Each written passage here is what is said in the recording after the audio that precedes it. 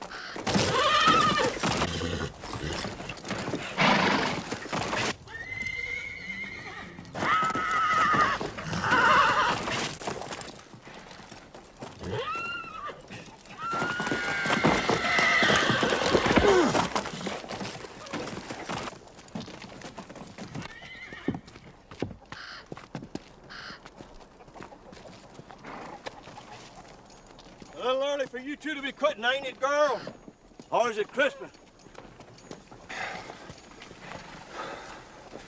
Girls you sell. Ain't Christmas neither. That hell bitch, he turned his back on her and she went and bit a hunk out of him.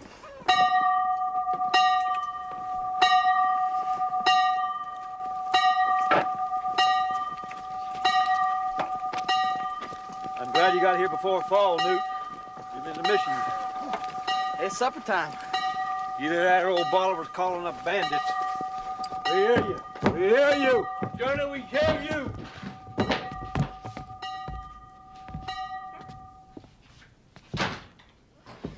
God, Woodrow, as long as you worked around horses, I think you'd know better than to turn your back on a Kiowa mare. You want to think something, why don't you think that roof back up on the barn instead of sitting in the shade all the time?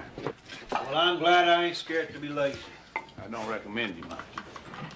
Can we eat now, or do we have to wait till the argument's over? You will starve if you wait for that.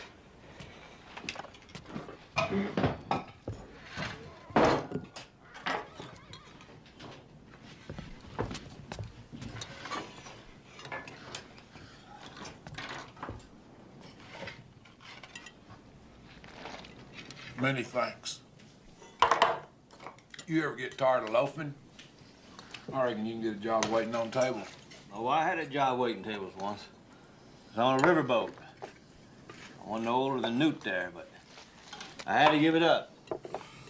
How come? Well, I was too young and pretty, and the whores wouldn't let me alone. Listening to you brag don't improve the taste of these Mexican strawberries none. The only way to get better food around here is by shooting Bolivar. And another thing, Ball, I want you to quit whacking that dinner bell for supper. You see, you can whack it at noon if you want to, but let off doing it in the evening. See, a man with any sense at all can tell when it's sundown without you whacking that bell. General Robert E. Lee freed the slaves. I can whack it if I want to. It was Abe Lincoln who freed the slaves, Ball, not General Lee. He didn't free Mexicans anyway, Bob. It was, Americans that he freed. You're in over your head, Pete. It was a bunch of Africans Abe Lincoln freed. No more American than, Paul here. I'm American, by God. Well, you was born in Scotland, as I recall. Though you was still dragging on the tit when they brought you over here. I reckon I'm as American as anybody from Tennessee.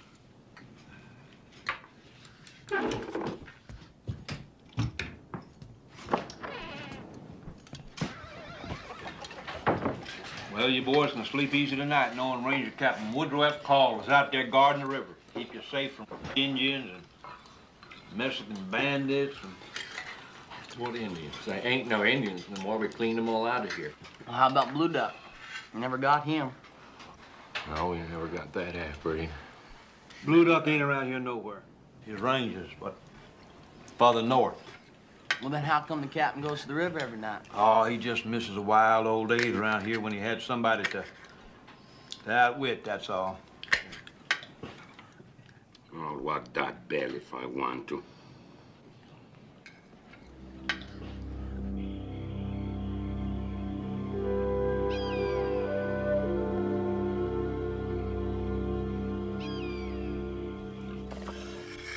What's the matter with that knife, Bo?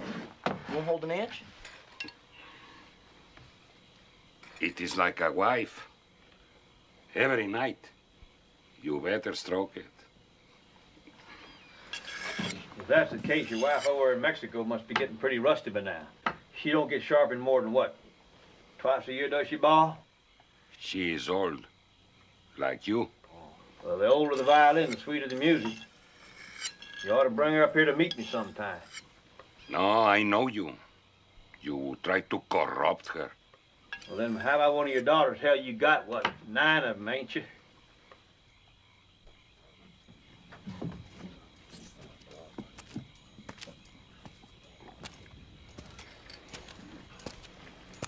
I don't see no scalps. Just have been a good night to slip over into Mexico and cross some stock. Cross them and then do what with it? It ain't against the law for you to work, Augustus. Captain, next time you go over to Mexico, can I go? I believe I'm getting old enough now. You get old quick, you keep sitting around all night, talking. Best go on to bed. Still early, Captain. You on to bed now, like I told you to. We got work tomorrow. Yes, sir.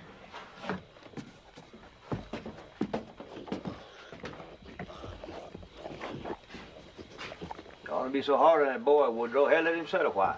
The only chance he got at education is listening to me talk. What kind of education is that? You think he'll learn more shoveling horse poop for you? I shovel my share of it. It ain't hurt me none. Well, Woodrow, it's fine with me if that's how you want to make your fortune. And I think I'll straggle down to that gin palace and see if I can't scare me up a card game.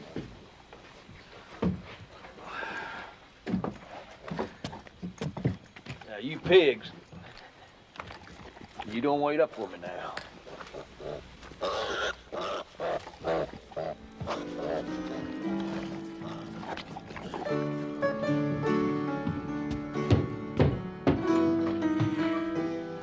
Evening, my good friend. Ah, Mr. Gus, come in, come in.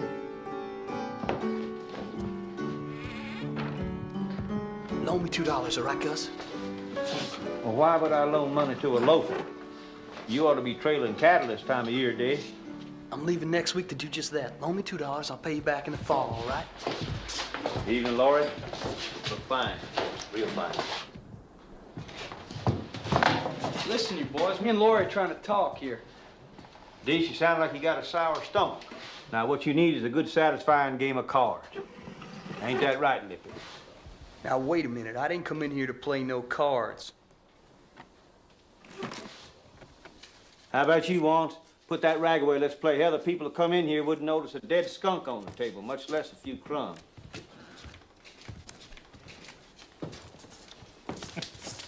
Put you in a better mood, Dee.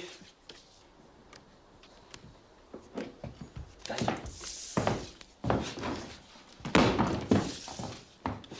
Ain't nothing else to do around here anyway, is there?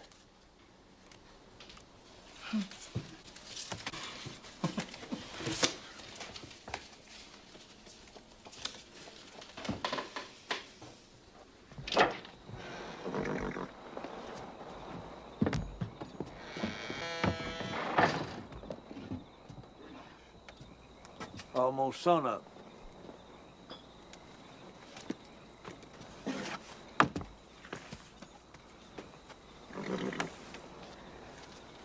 How'd anybody pretty as her wind up in Lonesome Dove anyway? There's a gambler named Tinker that left her here a couple of years ago. Before that, he'd had her sparking the boys over in San Antonio to pay his debt. Damn him. Oh, it was all right with her. She was a rat holding her tips on him, see, trying to save enough to get to San Francisco So then he found her hiding place, stole it all. So then she caught him drunk one night, tried to shoot him with his own pistol. He beat her whack, black and blue for her trouble. Bit her lip, too. That's how come she got that scar, that little old scar. I kind of like her, don't you? You been with her? Sure, who ain't? Even Juan treats himself once or twice a week. Of course, she won't have nothing to do with Lippy at any price. Oh, here's that $2 you wanted to borrow, Dish. Go ahead, take it. I wouldn't want it said I'd refuse a loan to a friend. Well, much obliged then. I'll pay you back in the fall. No need to ride off tonight, Dish.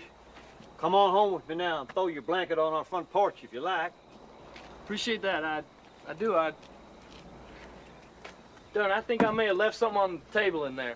Imagine that. It's all right with you, Dish. I won't wait. Oh, no, no need. You go on.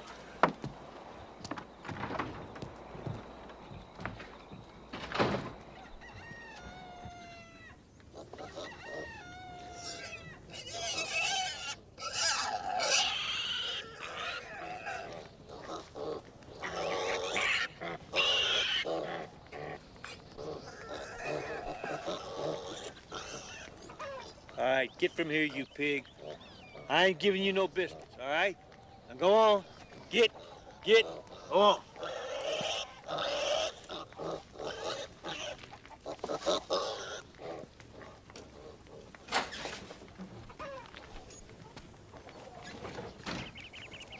What's Dish Boggett doing on the front porch?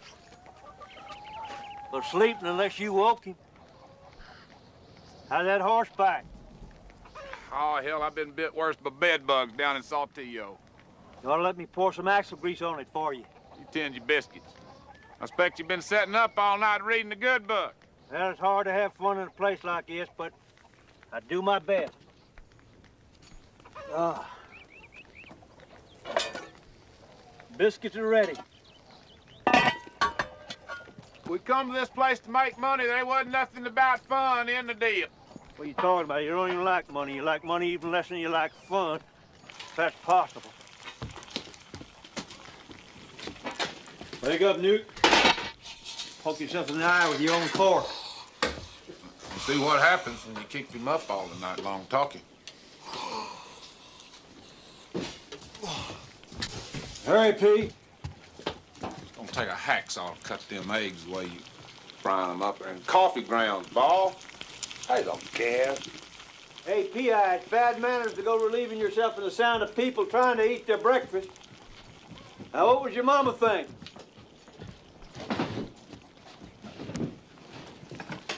Morning. Morning, Dish. Have you some bacon? Thank you, Captain. All right, you can work it off. Work it on. Hey, come look who's riding up the road. It ought to be Dietz. He's due back from the bank in San Antonio this morning, ain't he?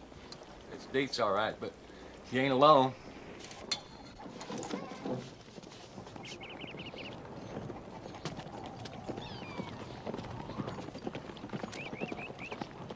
That's Dietz, all right. Who's other? God Woodrow.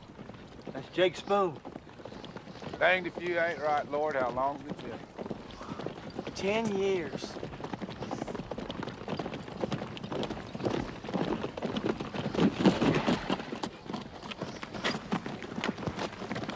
Well, howdy, boys. What's for breakfast? Well, you're too late. We done it. You always was a hog, Gus. Captain, good to see you. Where you been all these years, Jake? Arkansas most recently. From the looks of that horse, you's ready to hurry to get out of there, too. Yeah, that's true enough. What you think, Cap? Didn't I find the prodigal? You found him all right. Bet it wasn't in no church house. P, it's been a long time. Thank you, Jake.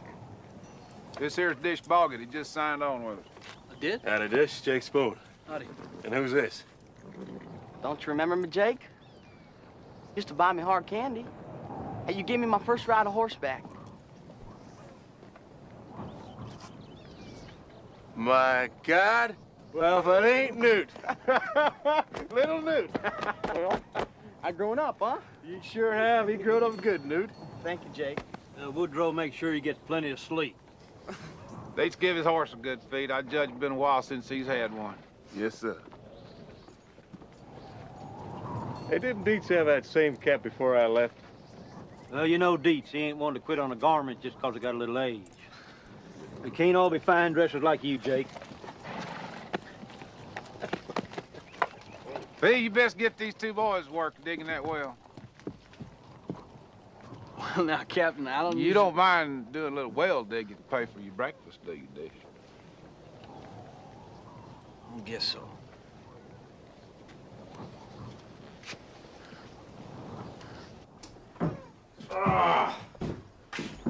Hope it's the well you got for a cook's been cleaning his gun on this towel. Don't complain, there's worse things he wipes on it sometimes. Where you been all these years, Jake? Seeing the country. Up in Montana 2 years ago. Pretty land it never was, especially up there in the Milk River. You smell Kennedy from there. I bet you can smell the Indians, too. Yeah, well, it's worth it. See all the grass. Grass everywhere. You boys wouldn't believe it. Plenty of water, too. I'd go today if I could sprout wings and fly. Be safer to walk, see? Give somebody else time to lick the Indians before you get there. Tell you this, the minute they are licked, there's gonna be fortunes made in Montana. What are you saying, Jake? I'm saying let's us get to it first. Find out some of them free cattle down here and drive them on up. Hell, we'd be rich in no time. Carl, it's cattle land like you never seen before. Jake, if you ain't something, we ain't seen you in 10 years now. You come riding in here, want us to pack up, go north, get scalped. Guess I don't remember you being afraid of a few Indians. We whooped them down here, didn't we? And hell, them was Comanches. I don't remember you being no lover of cows, neither. Pretty whores, cards, and clean shirts was more your line. Yeah, but I can smell an opportunity when it's right under my nose. What about that trouble up in Arkansas? Damn mule skinner threw down on me in a saloon, shot back at him with a buffalo gun, and killed the dentist. It's a pure accident, but I killed him. He just standing in the wrong place, huh? No, actually, he was outside walking down the street. The plank wall won't stop no 50 caliber bullet. But a dentist will.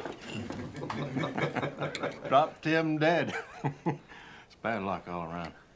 Well, nobody likes a dentist anyway. This one was the mayor. Worse yet, his brother's the sheriff.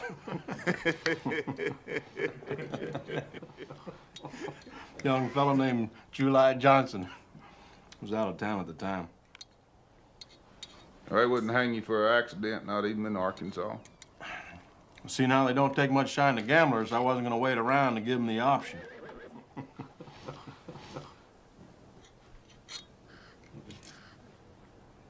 Good to see you boys. Hardly thought to find you still here after all these years. Well, ain't nothing changed much around here since you left, Jake. Little Newt sure surprised me.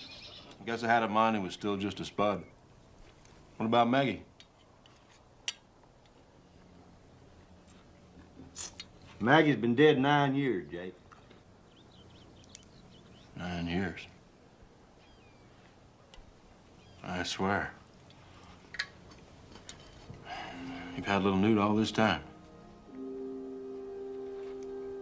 Wasn't a whole lot of people scrambling to adopt a dead whore's child, Jake.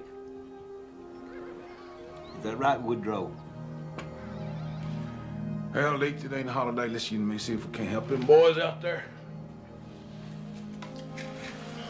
I swear. It was only the Christian thing to do, see? Taking him into me.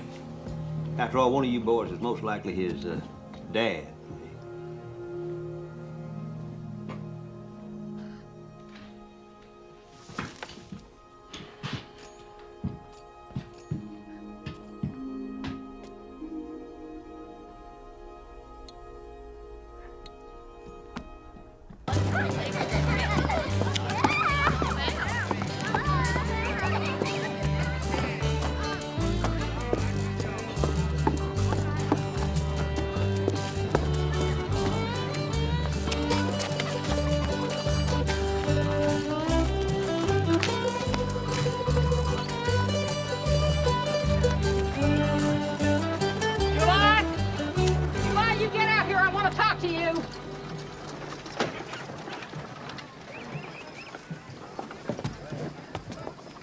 Hello, Peach. Where'd you get the rooster, Pete? It's my rooster, but he keeps running off. July, when do you aim to start after that murderer, Jake Spoon? Well, He'll get over to Mexico or somewhere. You sit around here much longer, like you've been doing. the thing is, Peach, and everybody pretty much agrees it was an accident. Stop that rooster. Benny was my husband and your brother and the mayor of this town. Now that ought to stand for something, July. Well, it does, You're the Peach, sheriff, ain't you? It's what you get paid for, ain't it? Well, that's true, but you can't get me... Never should have married that woman with the little boy, July. Remember, I warned you about that? What's that got to do with this, Peach? I think you'd rather stay home than do your duty, July. That's what I think. Oh, no, I never said I wasn't going after him. Rooster!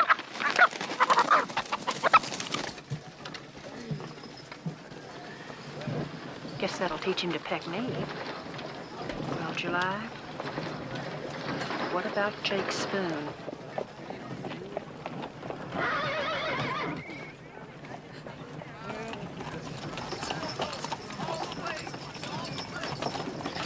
I expect to find him down around San Antonio somewhere, Peach. I hear he has friends there. You catch him, you hear me? I will, Peach. Don't worry. Now let's see how you like the cook pot.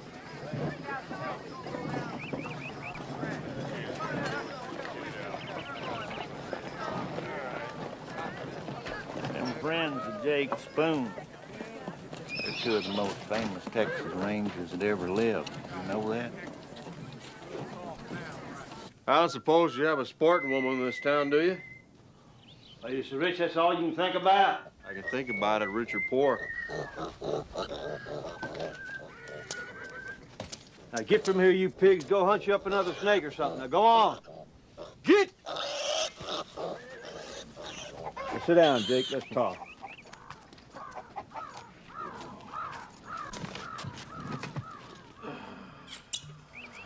Folks who keep pigs ain't no better than farmers. I'm surprised that you and Cole figured at least stay cattlemen after we quit rangering. I thought you'd own a railroad by now, too, Jake. Or at least a whorehouse.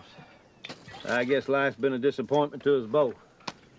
I mean, I've made no fortune, but by God, I never said a word to a pig, neither.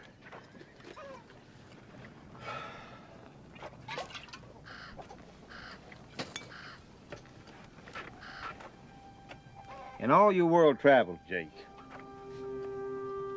you didn't run across Claire nowhere, did you? She's still married to that horse trader, Bob Allen, if that's what you're asking. You did see her then? Just for a minute, outside a store in Ogallala. Bob was with her, so I wasn't asked for supper. Any young'uns? 2 girls, I believe. I heard her boys died. How'd she look? Not as pretty as she once was. But hell, it's been 15 years since we courted her. Nebraska, huh? I went by there on my way to Montana. Bob's close to rich, did you know that? Army gets most of its horses from him.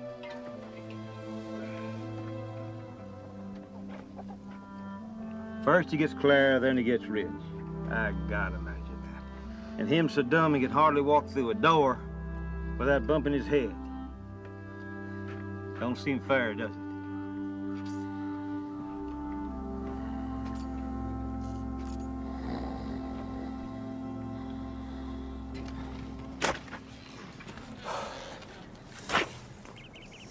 Stop digging when you get to China. You'll know it when you get there, because all the men will be wearing pigtails. You hadn't loaned me that $2, I'd be halfway to Matagorda by now. You're welcome, D. No need to thank me.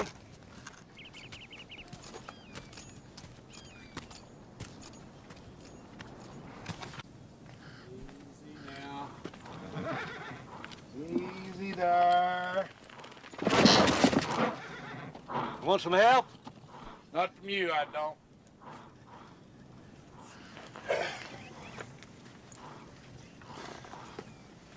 Where's Jake? Catching a nap. He ain't changed a bit, has he? Well, you're one to talk. When's the last time you changed? Still breaking horses when there's plenty of gentle ones in this world. I never seen a more intelligent filly.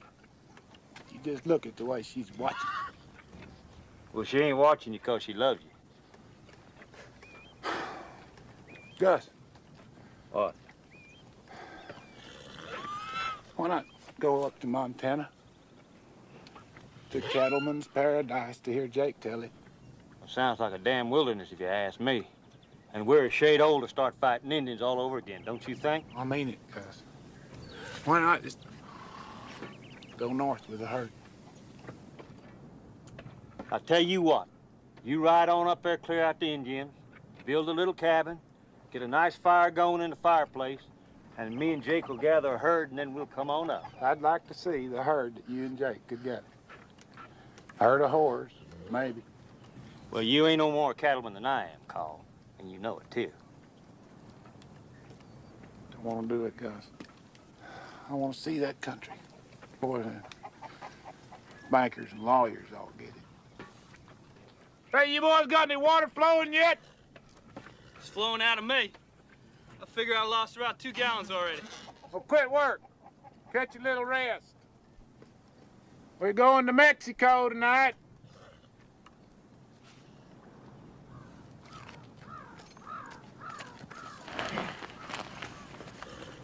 I got you, brother.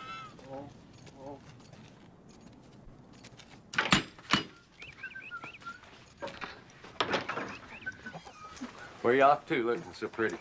Oh, I just thought I'd take a stroll since we got the afternoon off. Deets, what do you do once you get over in Mexico? Oh, we ride around in the dark for a while. We strike on some horses and cows, and then we steal them. It's like the Mexican stole from over here somewhere. Oh.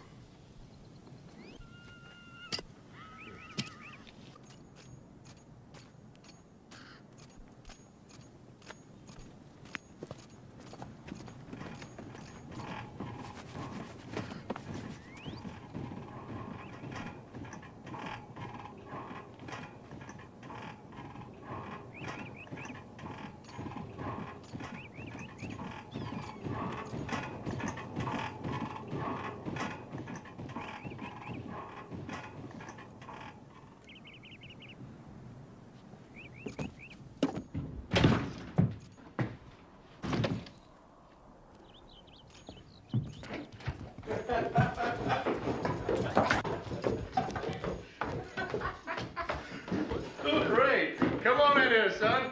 Anybody's been digging a well to see deserves a drink. I'm just the man to buy it for him. Well, thanks anyway.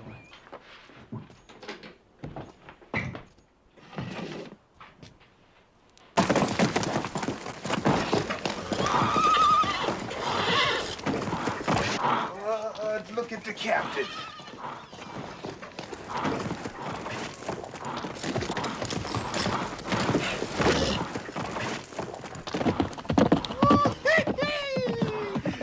Gonna run her out now. Gonna show whose horse she is. Deets, do you think the captain's gonna let me go tonight? Dude, you sure in a hurry to get shot at?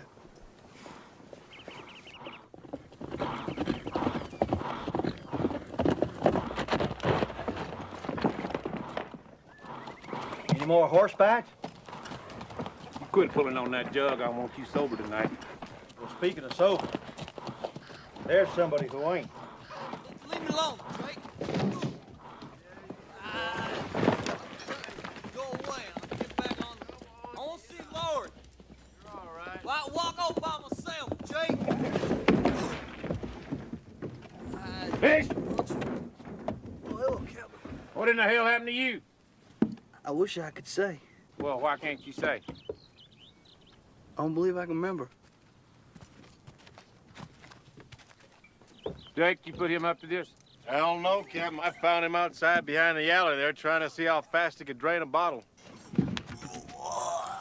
Best shall not have a man with me can't do his job.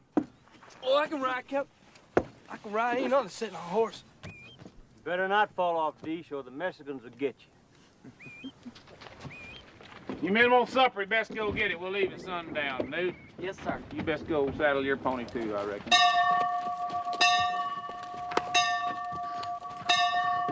Well, that old Mexican thinks it's the 4th of July. I'll give him a whip of firecrackers. That's a foolish thing to do, Jake. Now, you might have hit the house instead of old Bala. No wonder you're on the run.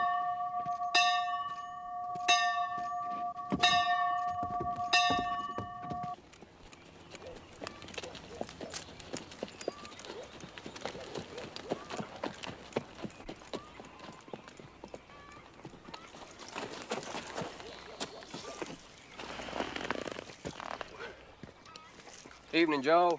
Evening. How your mama been today? She was sick again this morning for a while.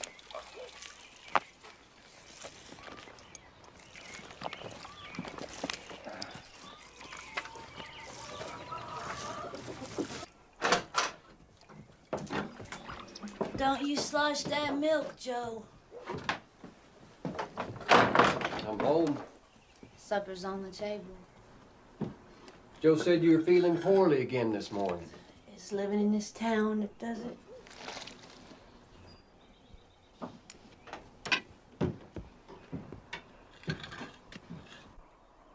You want some buttermilk? No, sir. If he wants buttermilk, he can get it himself. You don't have to wait on him hand and foot. I've been thinking. Maybe I better go on and catch Jake Spoon. Do what? Catch Jake Spoon for killing Benny. Now, why would you want to do that? It was an accident, as everybody with any sense knows. Well, I know Pete's been bullying you again, is that it? Wipe your lip, July. Joe, run fetch a bucket of water.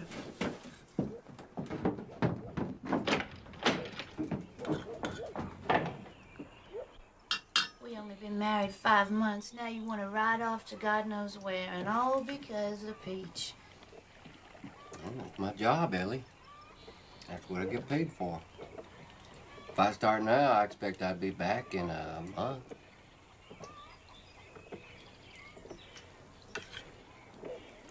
Well, maybe you should at that, July. Yeah, I think I should, Ellie. Take Joe with you. Take Joe. Well, Ellie, he's just a boy. There could be a fight. Why, I doubt anybody'd shoot a boy, even in Texas. I was thinking maybe I'd take Roscoe. No, you take Joe with you. He's got to grow up sometime. It won't hurt him to see the world. Oh, I don't know, Ellie. Well, I know. I'll go tell him.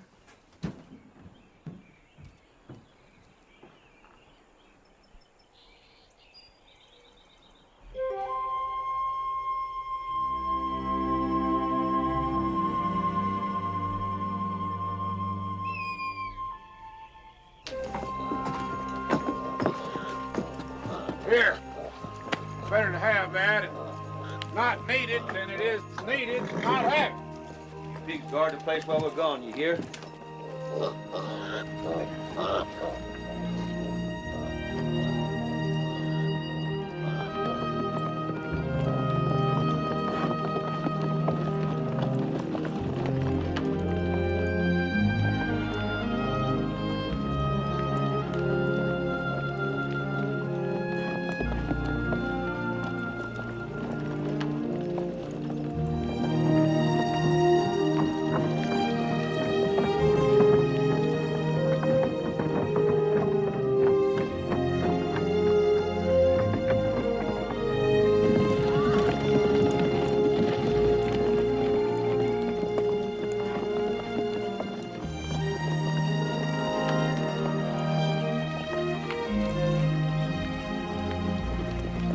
They put a gun on him, ain't they? Wouldn't be surprised if he makes you boss of this outfit tomorrow. Oh, you better hope not, Dietz. The first thing I do is cut your wages. They're joshing me all the time.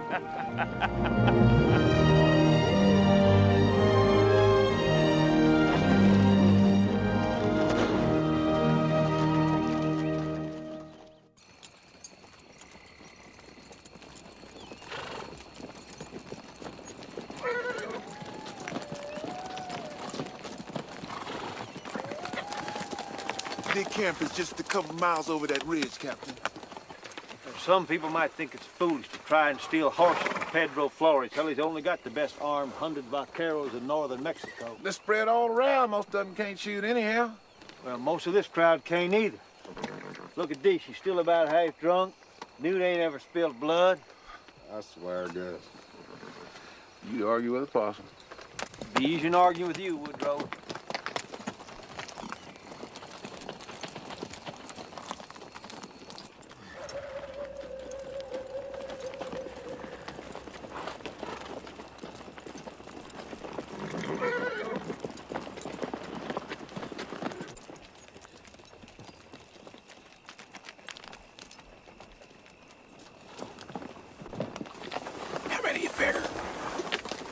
I'd say 40 or 50 head.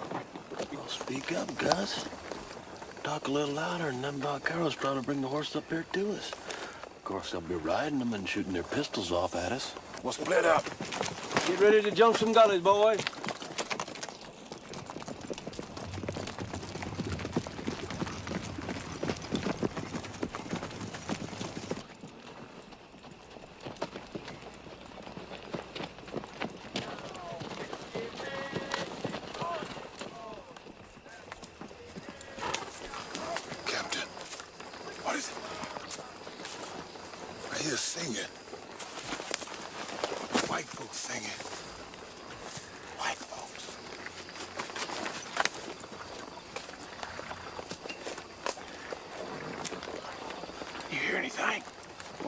Yes, I do.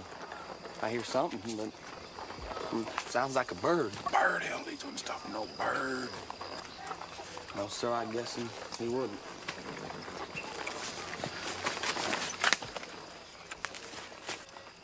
Two of them.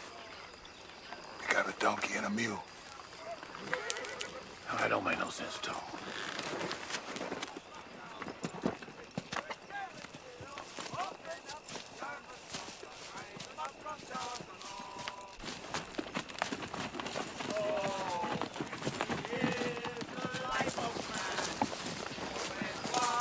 Irishman. When did Pedro Flores go to hire an Irishman?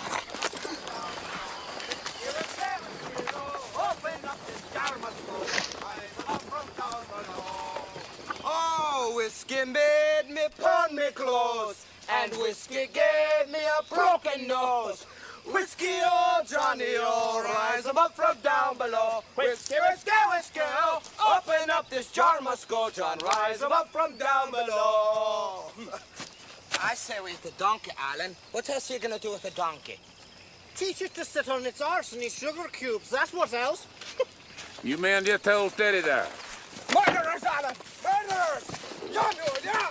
I believe that mule's hobbled, son. That's why his legs won't work. He's me brother, but smart he ain't. I'm Alan O'Brien, and that would be young Sean there on the mule. Sir. Newt, you run get the horses. Yes, sir. You men know where you are? Well, we ain't in Ireland, I know that much. No. But could you tell me how far we might be from Galveston, sir? Galveston? Hell, this is Mexico, boys. And worse, the part you're standing on belonged to Pedro Flores. He finds you here, he'll hang you sure. Hang us? Oh, yeah. Mr. Guston got the horses. Boys best pack up and go with us. We're packed.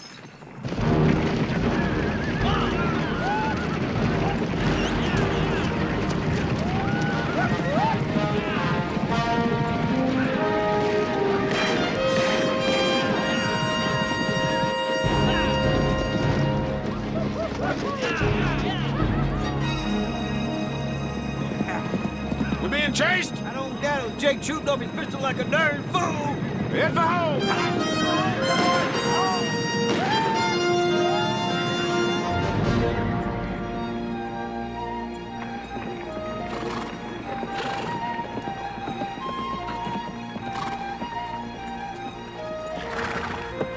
Bunch of horses coming this way from the river, Captain.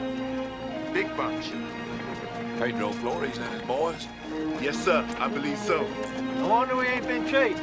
While we was over here in Mexico stealing four-rated horses, hell, he was back in Texas stealing some others. That's it. Well, you what? We'll run straight at him, turn his herd in with ours, and kick for the river. Be a good joke on that old bandit. You two ain't a pair. Hang on to your head, Harry.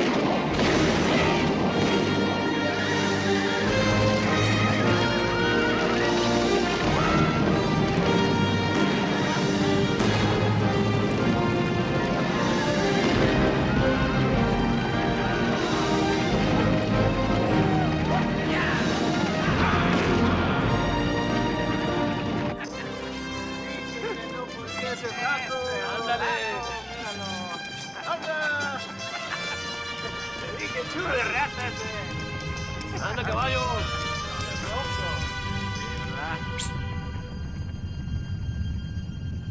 ¿Qué es eso?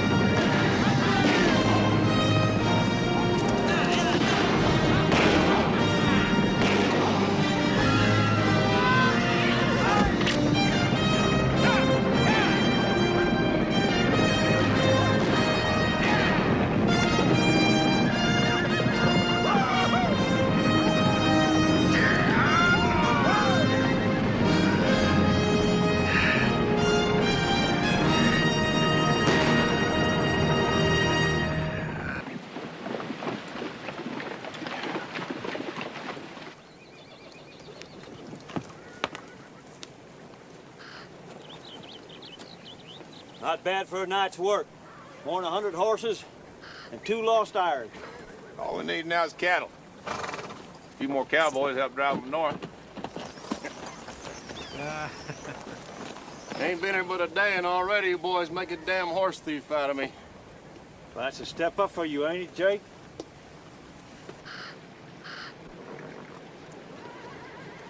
Let's get them horses hid in that thicket up there. Don't you even want your breakfast first, Woodrow? I could kick you for giving him all them ideas about Montana. Now we're gonna suffer for the rest of our damn lives. Yeah, I forgot how determined he can get once an idea takes root.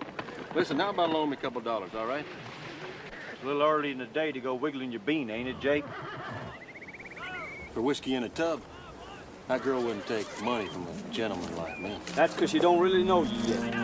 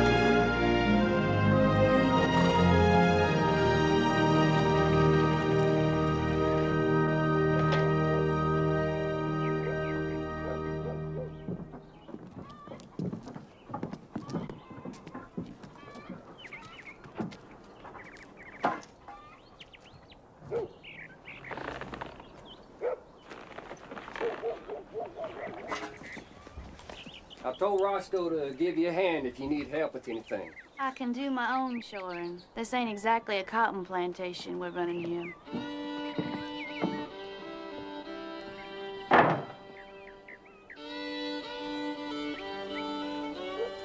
Well, you ready, Joe? Yes, sir, I reckon. Well, give her a kick and let's go.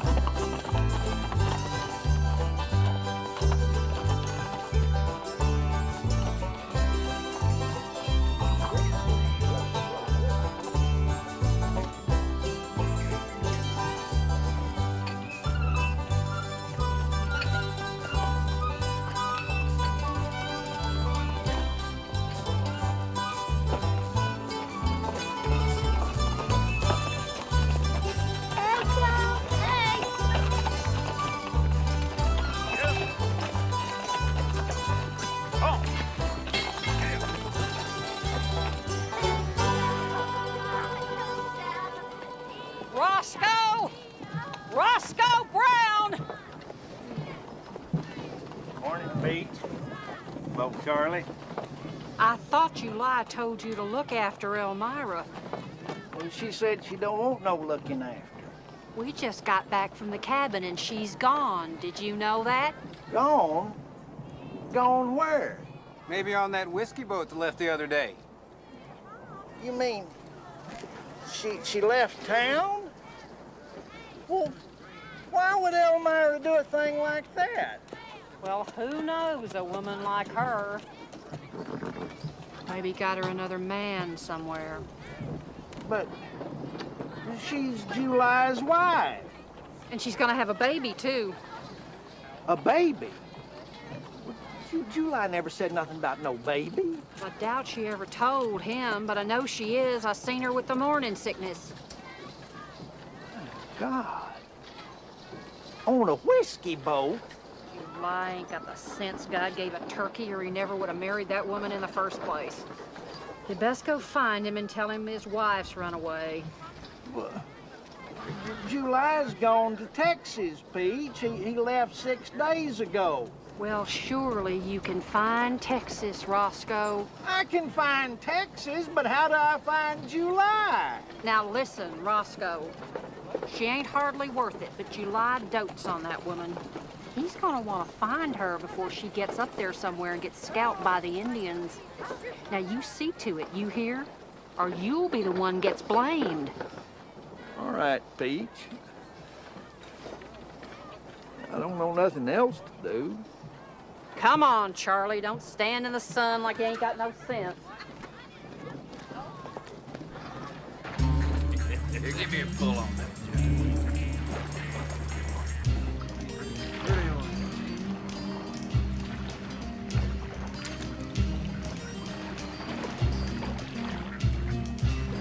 Sweet little thing. Mary, sure is a pretty thing, ain't she?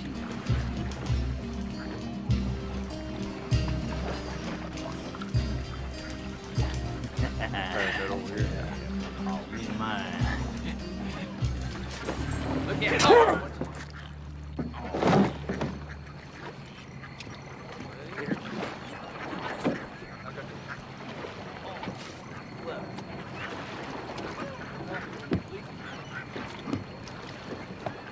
See that, did you? What was it about? About you. About me? You're the only woman we got. If we're here, he would have taken advantage of the fact. Won't now, though, eh? No. No, you took a chance getting on a boat with a bunch of men like us. You the one that done it? Big Sway. He done it. He fancies you. Says he's gonna marry you. He can't marry me. I'm already married. Fact is, I'm going up to Ogallala to find my husband. Maybe you heard of him. Debu? Big Sway, he likes you. He's gonna marry you. Well, you go tell him I already got a husband. Give me a hand over here. Here you go. Over with You go tell him yourself.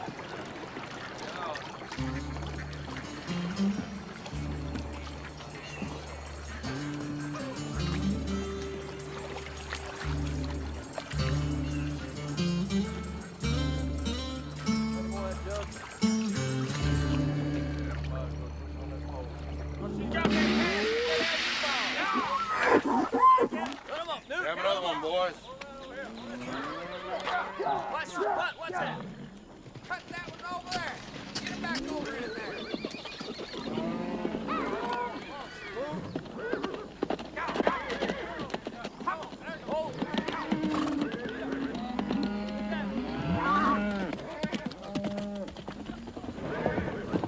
How'd you do?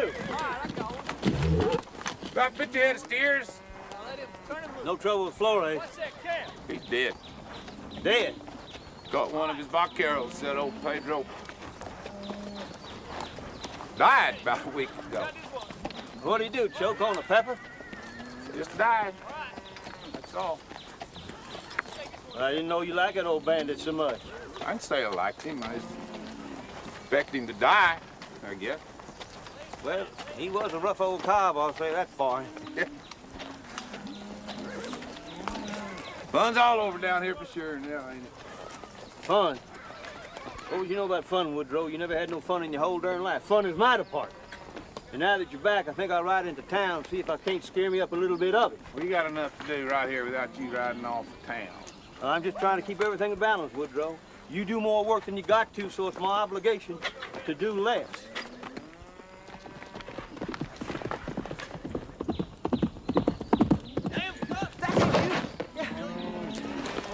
Where the hell's he going?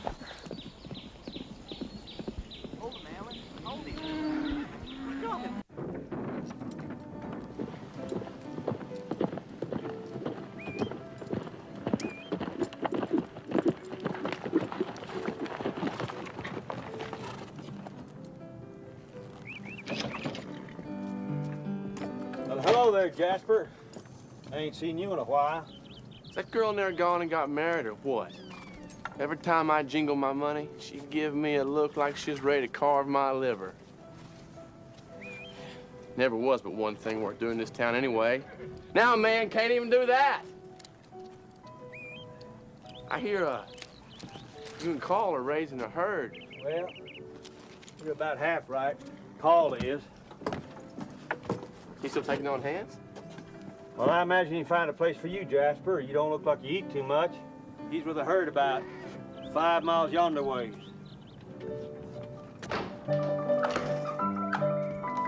Lower darling. Lippy?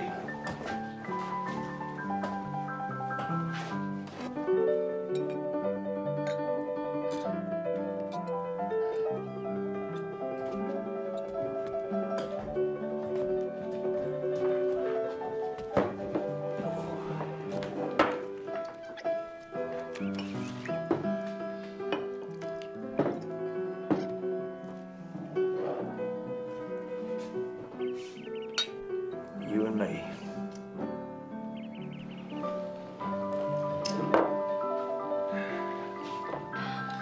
How about a poke? I'm with Jake now, Gus. You knew that. Yeah, I do know that, honey. The minute I saw Jake riding up the road to Lonesome Dove, I knew you and him were settling together. The call finally got him to do some work this afternoon, so there ain't no reason you shouldn't sell me a poke. I just told you the reason. Jake takes care of me now. Jake Spoon's never taken care of nobody in his whole life. Truth is, he always finds somebody to take care of him. Used to be me and Carl. Now it's you. Ain't that right? You aim to marry him? We ain't talked about it. He's taking me to San Francisco, though. Think so, huh? He promised I mean to hold him to it. Jake's slippery like a needle. My guess is he'll use a cattle drive to leave you once the time comes. Well, if Jake's going on the drive, then I'm going to. Now, you'd be welcome as far as I'm concerned, but Carl ain't very tolerant of women. I guess I can go where I want. It's a free country, ain't it? Well, not if you work for Woodrow Carl, it ain't. I tell you, I'll give you $50 for the poke. $50? I'll give you $50. Even if you had $50, Lippy, the answer would still be no. I tell you what, let's cut cards. Now, if you're high, you win the $50. You can forget the poke. Now, if I'm high, I'll still give you the $50, but I get the poke. All right? What about Jake? I thought he was your good friend. I ain't trying to cut Jake out. I just want a poke. You might need the $50.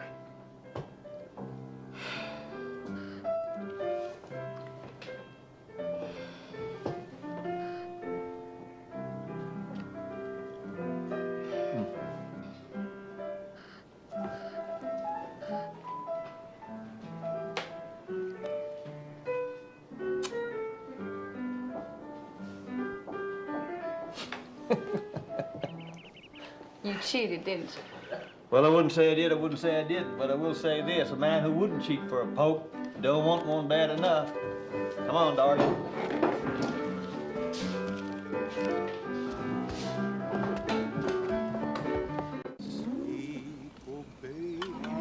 For the red bee hums, the silent twilight's fall.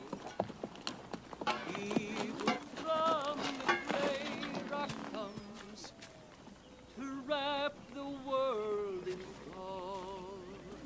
It's a lucky herd, ain't it? Got a fine Irish baritone to sing to him. He sings too sad to suit me.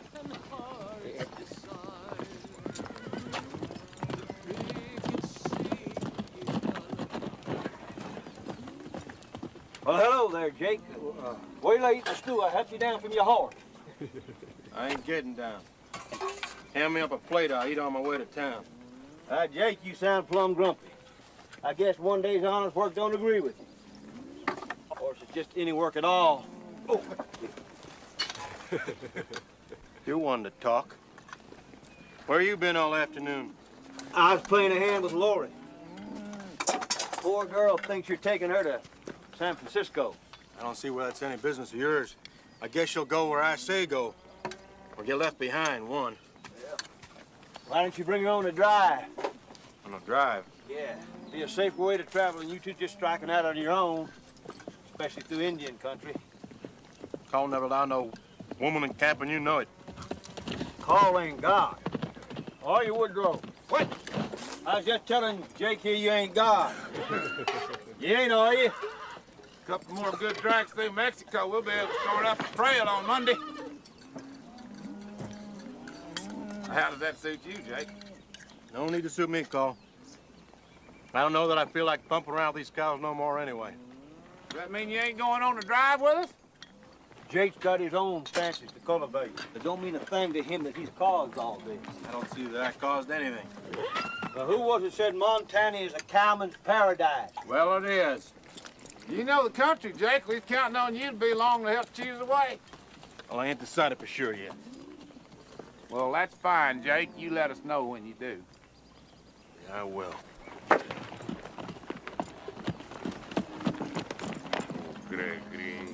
Think you'll go with us? I tell you what I do think. I think Jake's always been too leaky a vessel for anybody to put much hope in. Going to town, Jake?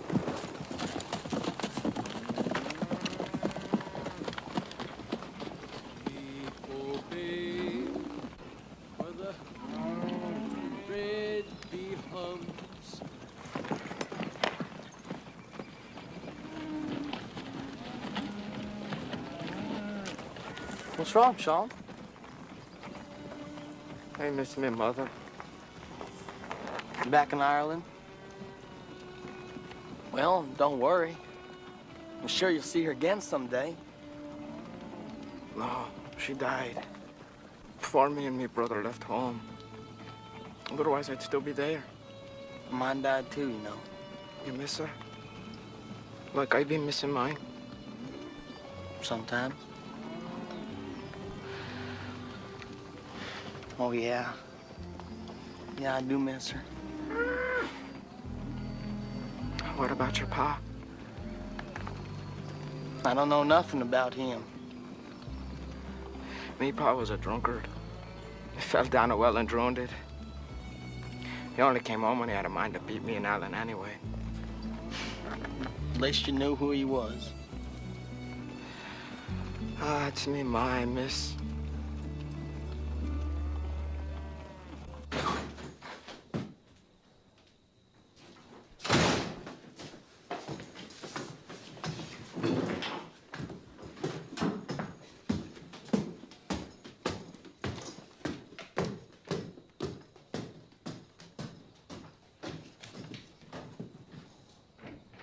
Don't go up there with him, please.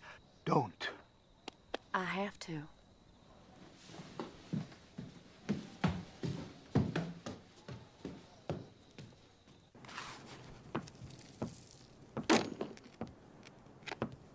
Darn, I'm Sandy. Should have bathed in the river. Want me to fill you a tub? Maybe later.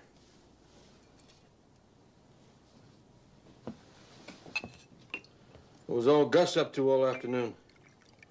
He didn't come back till sundown. He was here a while. He offered me $50. Gus always was a fool with his money. I turned him down, though. I told him I was with you now. I reckon he got his poke. If I'm wrong, you can hit me back.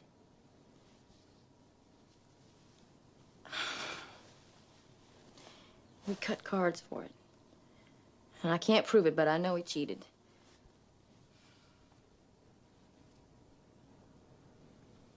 I should have warned you about cutting cards with that old cud. It'd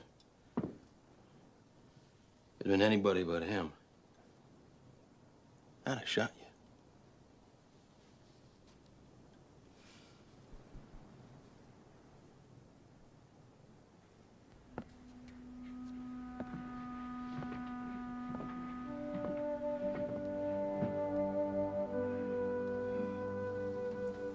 You going with the herd?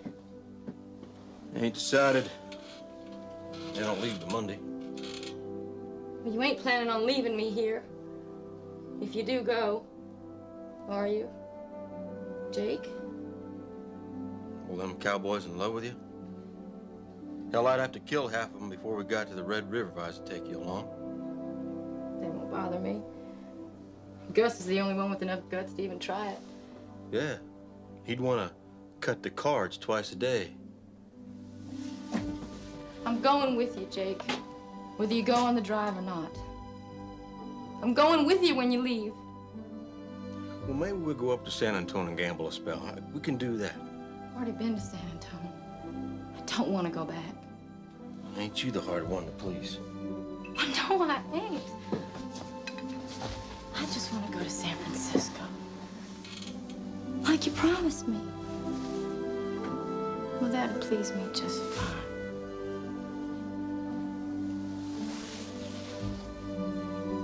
Well, I ain't gonna run off and leave you, Lori. If that's what you think. I know you ain't, Jake.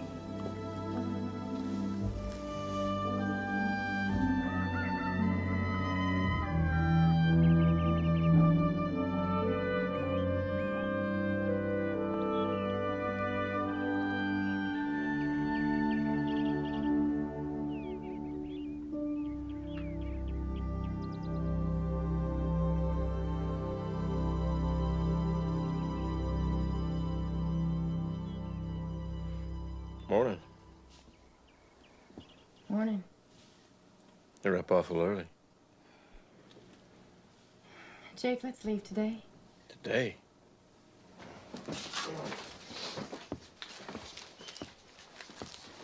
Go and buy me a horse, will you? One that's not too tall. Here's $50.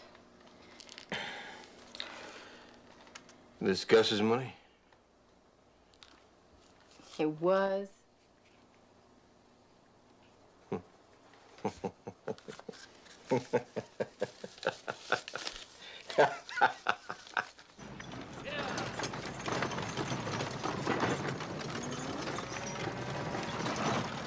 Well, I bet a nickel. You girls get ready to shed a tear or two. I ain't afraid of you. I ain't scared neither. How about you, Jasper?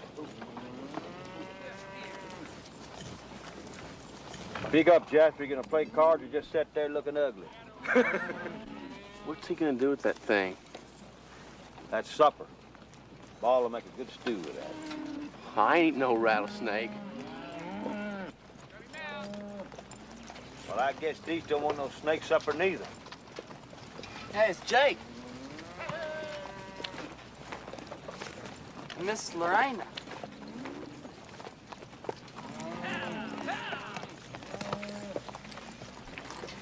Lori, darling. That's a fine-looking horse you're riding. Jake bought her for me. From Mary Pumphrey. Well, I'm surprised she'd sell her. Well, I had $50 to spend, Gus. Money well spent, Jake. Both times.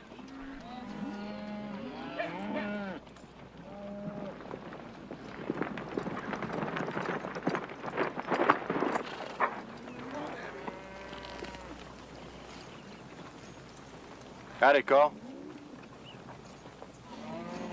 You never met Miss Lorena Wood, did you, Woodrow? No, we've not met. Well, Jake, I see you've made your decision.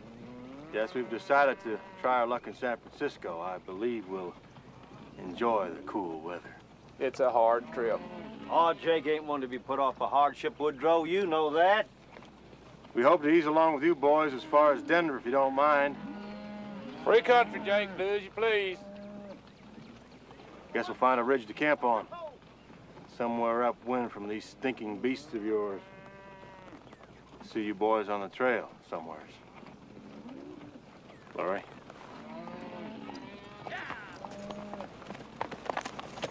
Woodrow, let's go on and go if we're going. Oh, you mean now? I was thinking of making another run to Mexico before we left. The hell, we got enough cattle to stock 5 ranches. Now let's go on and go if we're going, all right? All right, you boys check your gear. We'll be leaving first light in the morning. Let's go now. Pack it up and move it Captain, how far is it up north? Well, up north ain't a place, dude. It's a direction. And where we're going is about 2,500 miles that way. 2,500 miles?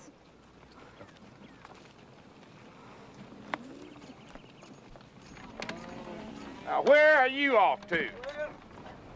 I forgot something. Now, if I ain't back in a month, you girls go on to start without me.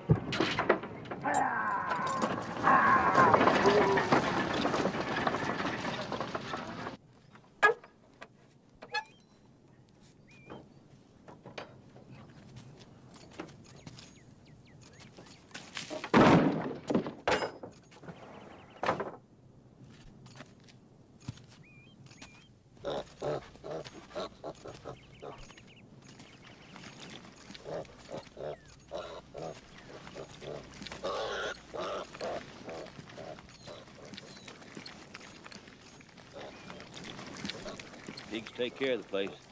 It's all yours now. Nobody else.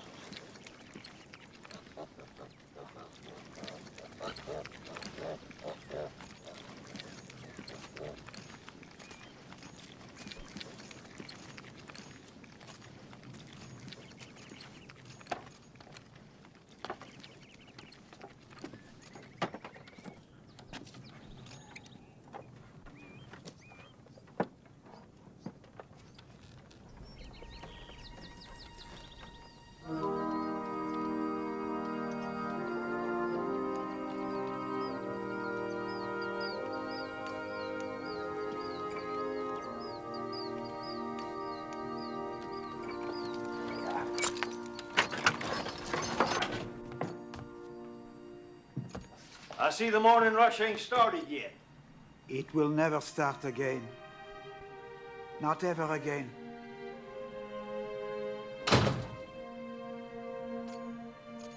Don't take us so hard, Xavier. There's plenty of whores. Right up to San Antonio, recruit you another one. I would have given her money, bought her clothes. I love her. Why, hell, we all love her, every darn one of them. You know that. Yes. But I would have married her.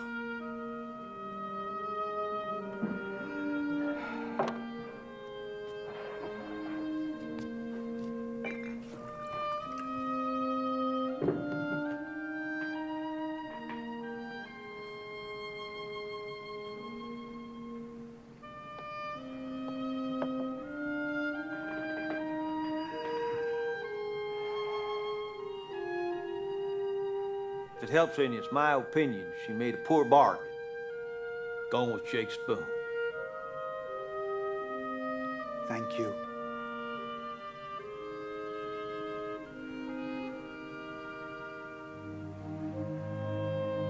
Well? Goodbye, my fine friend. Goodbye to you, my good friend.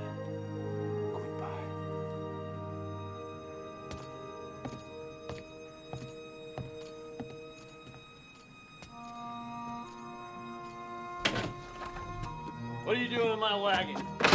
Jumped off the roof, and here's where I landed. Well, you better jump back up there then, because this wagon's going to Montana. Yes, sir, and I am too. Piano playing's finished around here. Well, we got 2 Irishmen and a bunch of addle-brained cowboys. I guess we could always use a man who wears a chamber pot on his head. Come on, mules.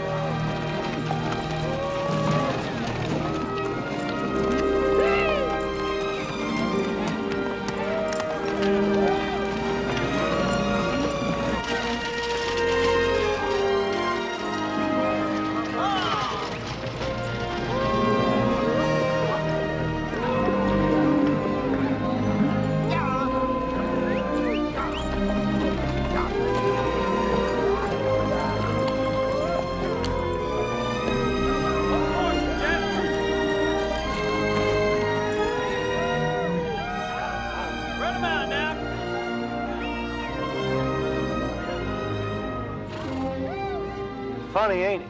All them cattle and 9/10 of the horses are stolen. Yet we was once respected lawmen.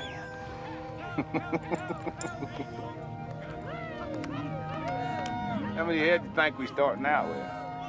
Oh, about 2,600 cattle and 2 pigs. That's a dang stupid thing to do, bringing that old sign along. You'll have us a laughing stock of this whole country with that "we don't rent pigs" part. Well, we don't rent pigs. And I figure it's better to say it right up front, because a man that does like to rent pigs he's hard to stop. And if that ain't bad enough, you get all them Greek words on there, too. I told you, Woodrow, a long time ago, it ain't Greek, it's Latin. Well, what does it say, that Latin? Well, it's a motto. It just says itself. Jovarum feet, Jovarum double feet, whatever. You don't have no idea what it says. You found that in some old book or something. For all you know, it invites people to rob us. Well, first man comes along that can read Latin is welcome to rob as far as I'm concerned.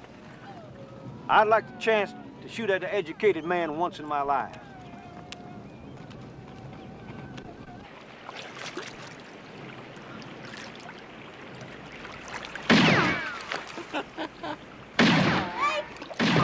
Jake! Stop that! I didn't hit you, did I? I was shooting at the turtle. You're lucky you hit the Rimmer's trucks, you are. Fool. How's your thumb? All this over little old mesquite thorn. Ain't that so? Ow! It's made you sick, Jake. I don't know why I got such a fancy for you. Come on down here with me. Come on. Come on. Why don't I make you a pot of coffee instead?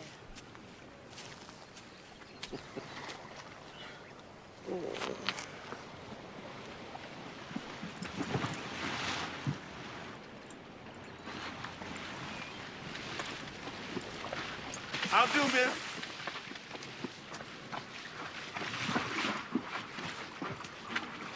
I'm Dietz. Captain sent me ahead to scout a good place across the herd. Mr. Jake napping, huh? He's cut a mesquite thorn in his hand. It's made him sick. Better take a look.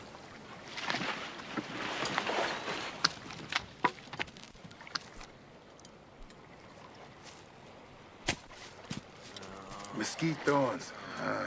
Bad poison.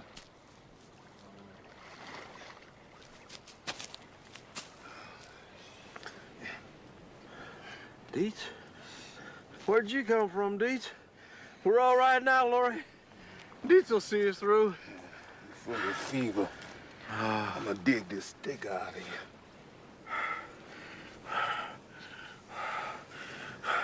I'd soon cut off my hand and have you dig around there with that. Oh, no, you wanna keep your hand. I might need you to shoot a bandit. One gets after me. Oh! You two best cross the river to the other side and make your camp. Gonna come a storm tonight. Be harder to cross tomorrow. Oh! A storm, you say? Yeah. When it hit about sundown, blowing sand and then lightning. Don't tie your horses to no trees.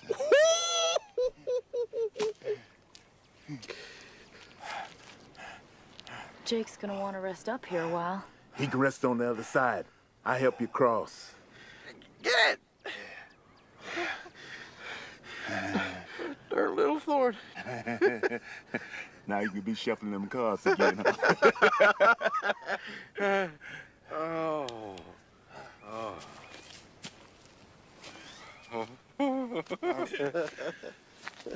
All right, miss. Let's get you packed and across the river. I gotta get back to that herd before that storm come whooping in here. All right.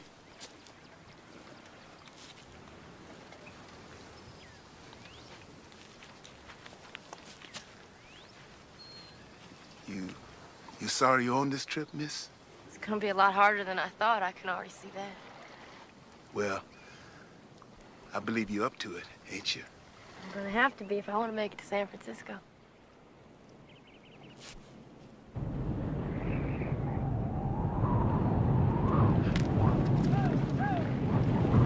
Well, Woodrow, here's where we find out if we was meant to be cowboys, I reckon.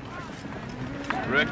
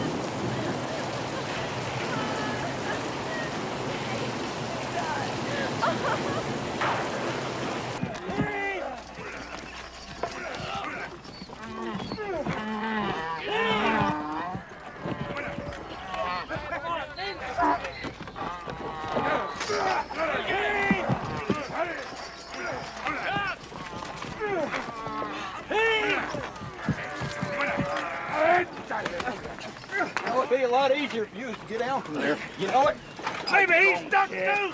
Find my gun. I don't stick him. Hula, hula. LAT boys got that wagon unstuck yet? Not yet, Captain.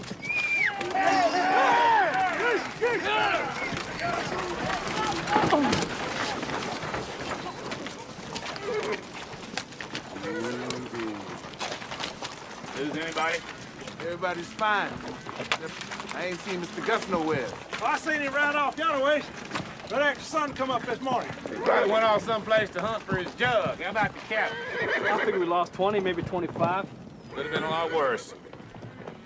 Ain't no point in getting too clean, boys. You'll be neck deep in the New Aces River before dark. That's fine with you, ain't it, Lippy? You could use a good wash.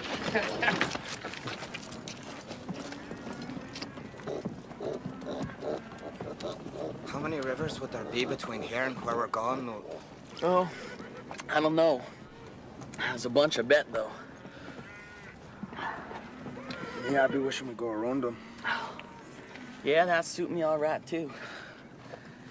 I crossed an ocean. I don't know why I'm feeling afraid to be crossing a river.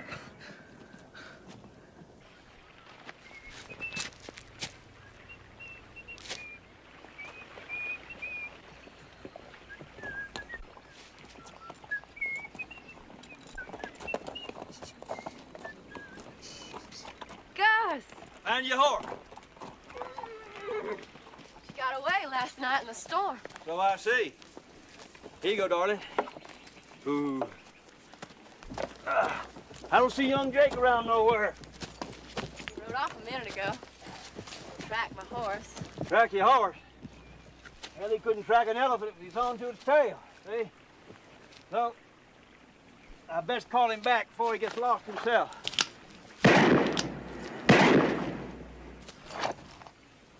What do you got here? I bet you got some coffee boiling in that pot. I do. I swear, Lori, you're as pretty as the morning. I guess traveling agrees with you. If you get any prettier, and I may be forced to cut the cards with you again. I'll do the shuffling next time. I don't trust you. Who invited you to breakfast? Uh-oh.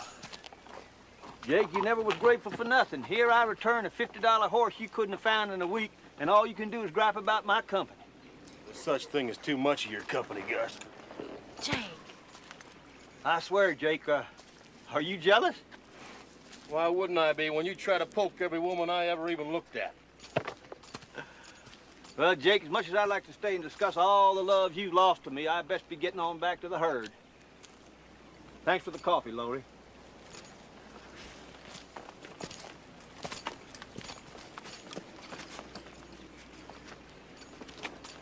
Good idea to keep that mare hobbled at night. She was on her way back to Lonesome Dove when I found her. I reckon I can hobble a horse without you telling me. Well, that's good to know, Jake.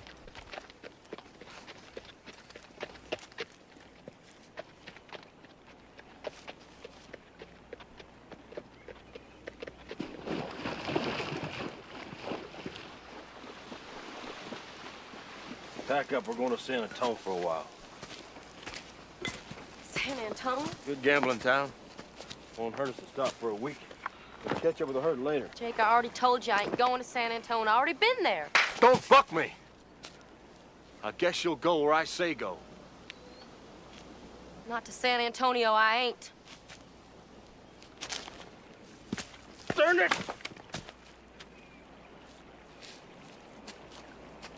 I wanted to gamble a little bit between here and Denver. Go on and gamble if you want to gamble, then. I never said you couldn't. Just ain't going with you. What? Just leave you here? Sure, why not? Because Gus will be riding over here every morning wanting to teach you card tricks, that's why not. Well, that's true, he might.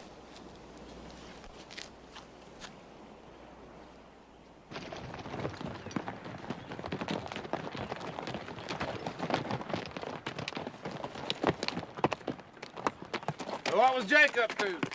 Oh, Jake's just up to being Jake. It's a full-time job, you know. Yeah, it takes a woman to help him with it, too, don't it? I'm going to get some of the boys downstream, keep the cattle from scattering. Ain't you and this, just these old dogs off down there, real gentle. I believe the cattle follow along all right. Well, old dog won't be no trouble. He's like me. You mean lazy? I mean mature. He don't get excited about little things like crossing the river no more than I do. Well, you don't get excited about nothing except biscuits, maybe. You bet. And whores. Mm-hmm.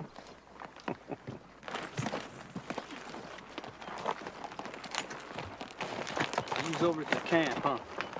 Yeah, me and Miss Lorena always take our coffee together of a morning, you know. I hope the weather didn't treat her too bad last night. No, she's fine, just fine. Good. That's good. Yeah, we visited the better part of an hour about various things, and people. Okay. Oh, I can't recall if she ever did mention you, Dish.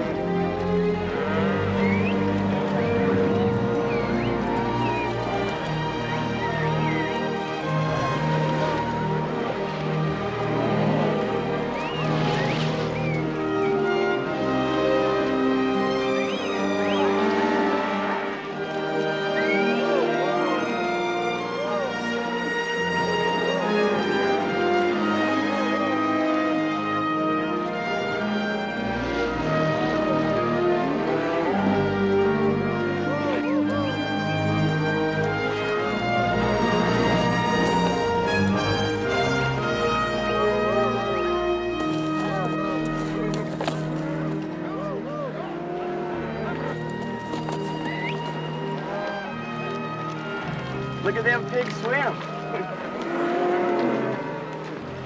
Hey, it mustn't be too bad, huh, Sean? I'll go first. All right? All right. Come on, Mouse.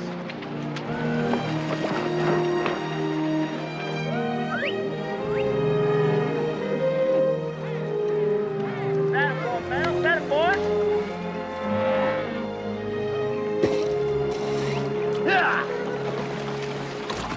Come on over, Sean. Try it. It's even fun.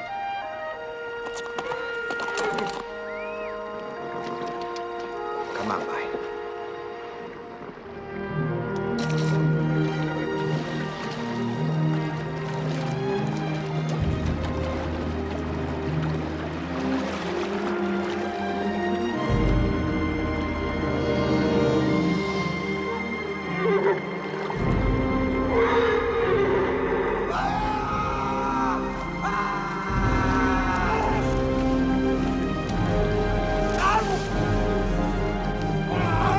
Water moccasins!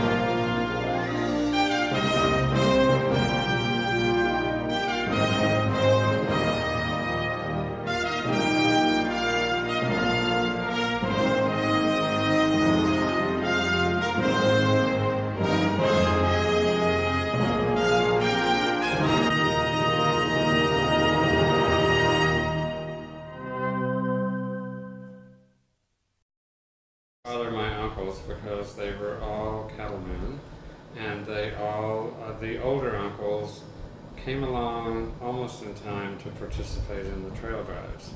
They wouldn't have been quite old enough. I should say that a lot of the boys that participated in the trail drives are very young. They were 14, 15, 16-year-old cowboys. Particularly the first ones right after the Civil War didn't have any work of any kind, and so all of my uncles left home by the time they were 14 and were self-sustaining after that. And the older ones got in on sort of the end of the trail driving days. I had heard a lot of stories. I read what little there was to read. There aren't very many good books about the trail drive, but there are 5 or 6, and that's not many for a big reader like myself. And I had traveled the West, not to write this book, but for one reason or another, to make speeches or just to see the country or whatever. So would you learn about the country as you traveled through it? Like you'd ask questions about different places? Nothing like that? I've never done that. When I go, I just go to look. You do? Okay. I don't go to talk. If I want information, I get it out of books. None of my characters are based on anybody. They're just entirely made up. That's the fun of being a novelist. It's not to use people that you know about. You can use historical characters and cameos and things like that, but it would be very hard to base, a whole character. I did it only really once, and that's Calamity Jane and Buffalo Bill. Because not much is known about Calamity Jane, so you can fill in your own details. No, I just make the characters up, and Gus and Carl are just made up. Oh, the name Lonesome Dove. Well, there is a good story about that. I had written this, this novel grew out of a screenplay. A screenplay written in the early 70s with Peter Bogdanovich for a movie to star John Wayne, James Stewart, and Henry Fonda, which was never made. For various reasons, like most movies, this one fell through. And the script sort of lay around. Pretty soon, after about 12 years passed, it seemed like it wasn't going to get made, and I began to kind of doodle around with making a novel. And actually, the script wasn't a trail driving script. It did have 3 characters, sort of like called Gus and Jake in it, but it wasn't a trail driving script at all. Nothing to do with that, or even cowboys. And when I got to writing about it, I wanted to keep the 3 characters, but I did want to make them cowboys and cattlemen, and it sort of evolved. But I wasn't, I wasn't that interested in it, and I kept stopping it and writing other books. I put it down twice and wrote other novels, and part of the reason was because I never had a good title. Titles are really important to me. The title kind of helps explain the book to me, or to prepare me for the book or something.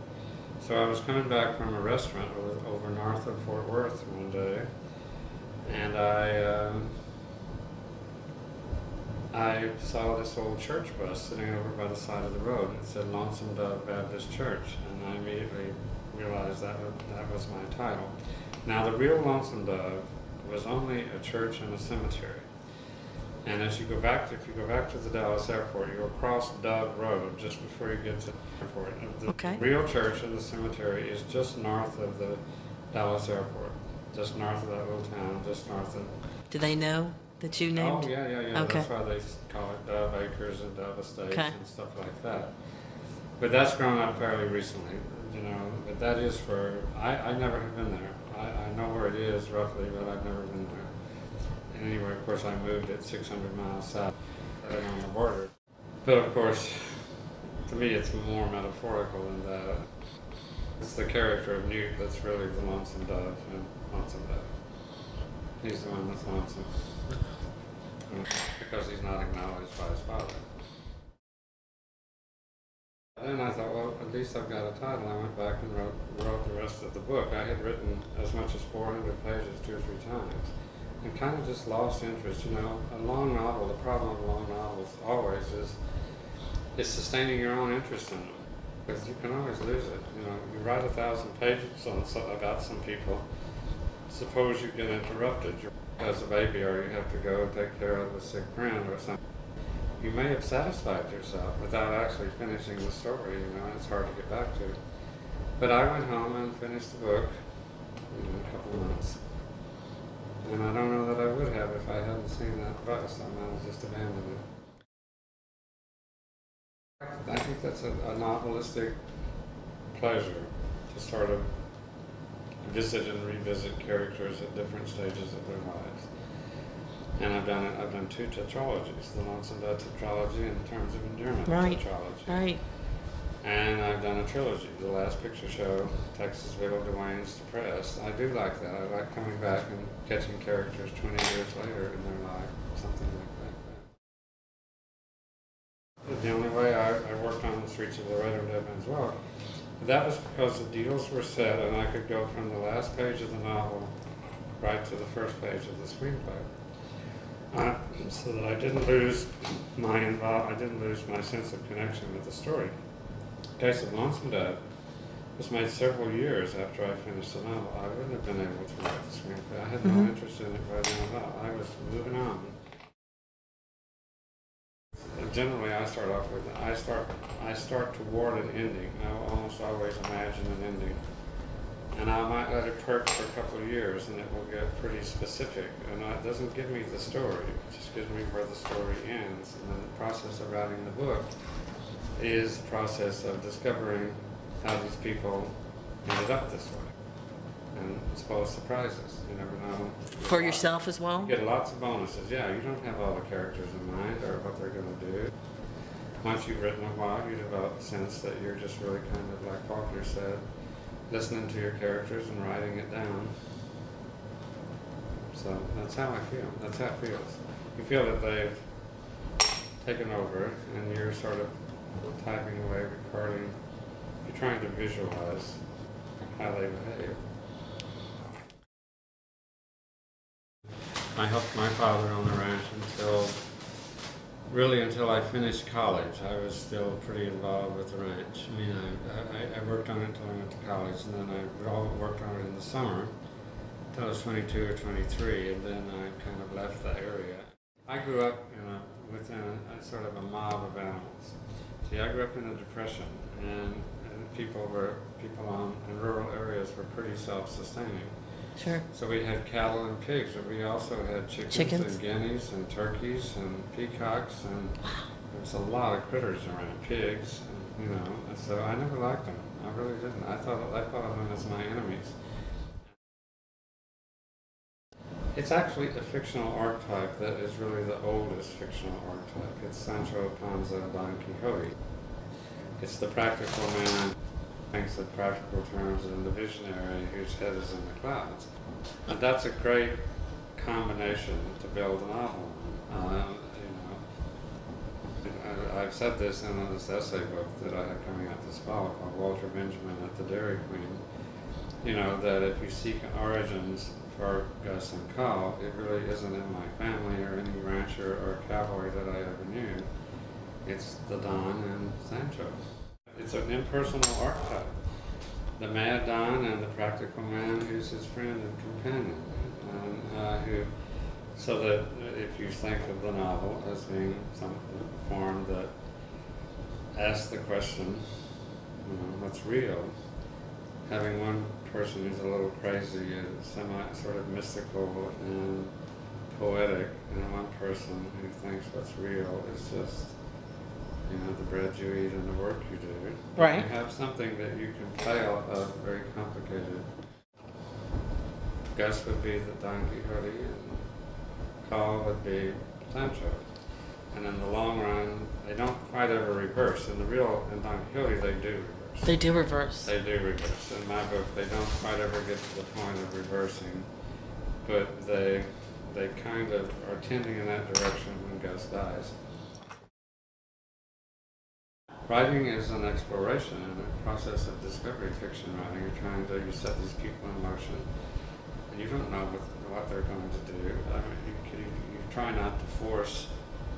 I mean, it's usually a bad novel if you have a conception of what the character should do and you force the character to do it. In life, people do what they do, and writing the novel is the fun of finding out what a given set of characters, how they turn out, and what they do. Well, I set it up here because I think to have a bookshop this size, you have to be in a small town. It's too expensive in the cities. Oh. That's why there aren't so few large secondhand bookstores in any American cities now. It's because secondhand books don't really pay off urban real estate. And so, there's a book town in England or in Wales called Hay-on-Wye. It's a model for this. And there's several. There are 4 or 5 in Europe, and a couple in Scotland. It's a simple concept. You take the books. People will go anywhere for books. Texans love to drive anywhere. We get people from all over the world. Put a sufficient number of good books anywhere, and people will come and buy them. But to operate a business, you need to be in a place where you can afford it. Sure. And I had a bookshop in Washington I still have it, so it's almost 30 years old. But real estate has caught up with us there, and we have one room now. At one point we had a 3-story building. And wow. It just all got to be too expensive, and that's what's driven bookshops out.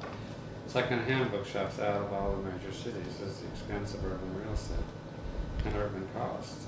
What kind of books do you sell? I sell all sorts of books, general antiquarian books.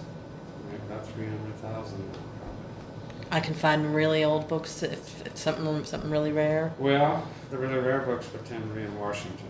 Okay. I mean, over a certain figure, like over $1,000. Sure. We're going to send them to Washington.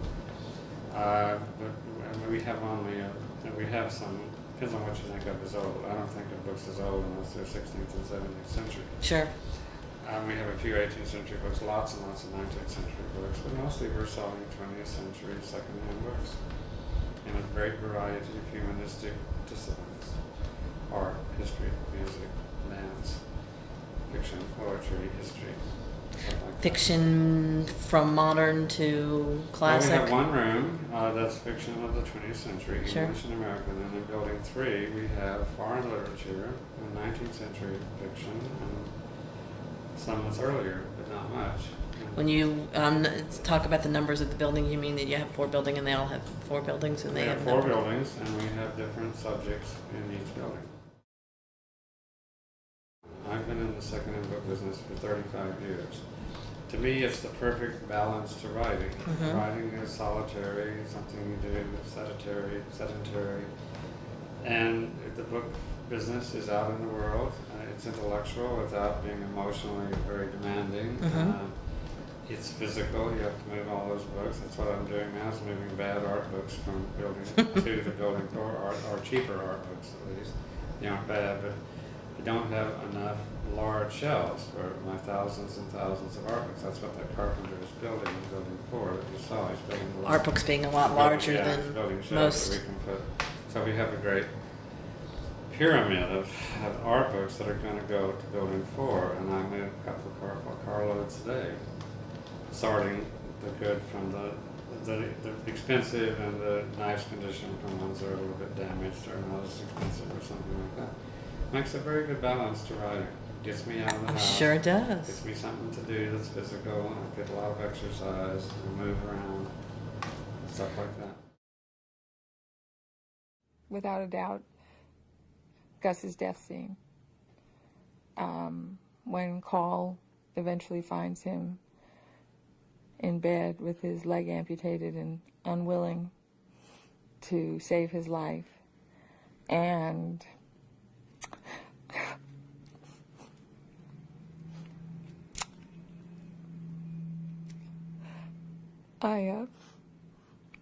I cried then.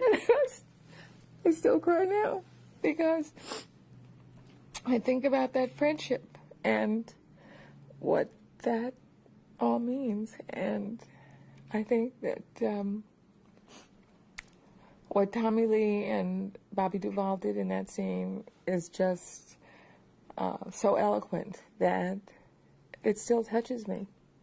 That one really just, you know, I think in so many ways is the essence of what really, really caring for another human being is all about, and having to say goodbye is just so poignant to me. Yeah, but also being able to reflect on the good times, and even at the end, there's that moment between them where where Gus admonishes him because he doesn't know how to talk to women, you know, and it's just, I don't know, I could never watch it without crying. I can't even think about it. I'm surprised at myself, but I can't think about it without shedding a tear or two. So, and that's I think, all to the credit of the artists involved, and to, you cared about that scene because you cared about what came before. And that's one of them. But there were many others. When Gus goes in and rescues Lorena, when Clara and Gus realize they're not going to be together. I mean, it's just, gosh. I mean, and too when they had to track down and hang their best friend, you know, it just. There's plenty to choose from. There's plenty to choose from, absolutely. But it's always interesting what people choose is something that comes to them. Yeah. Hey, I like the pigs not being left behind and chasing the wagon. That was another thing those boys tried to take out that I insisted go back in. Have to see those pigs trotting behind that wagon. I had a lot of feeling for Newt as this person coming of age and being on the cusp of manhood in that piece. I really thought that his was a very sweet and endearing role. But that's like trying to say which one of your kids do you like best, because at any given moment, I think there are reasons why you'd want to be any and everybody.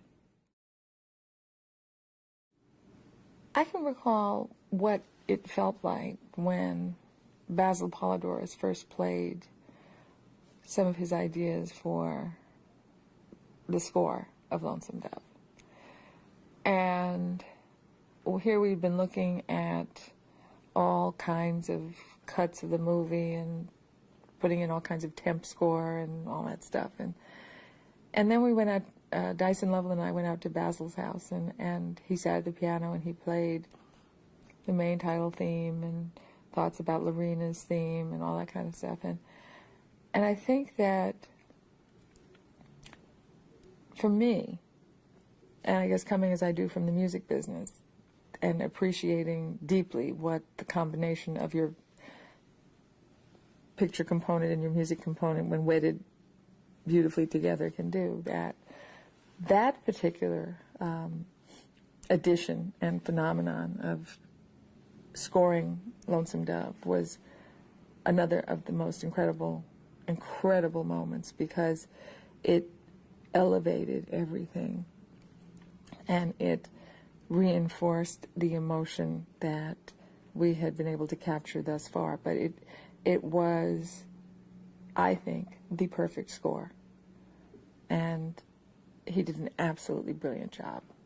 When you listen to the CD today, all by itself, you actually can remember what scenes, at least I can.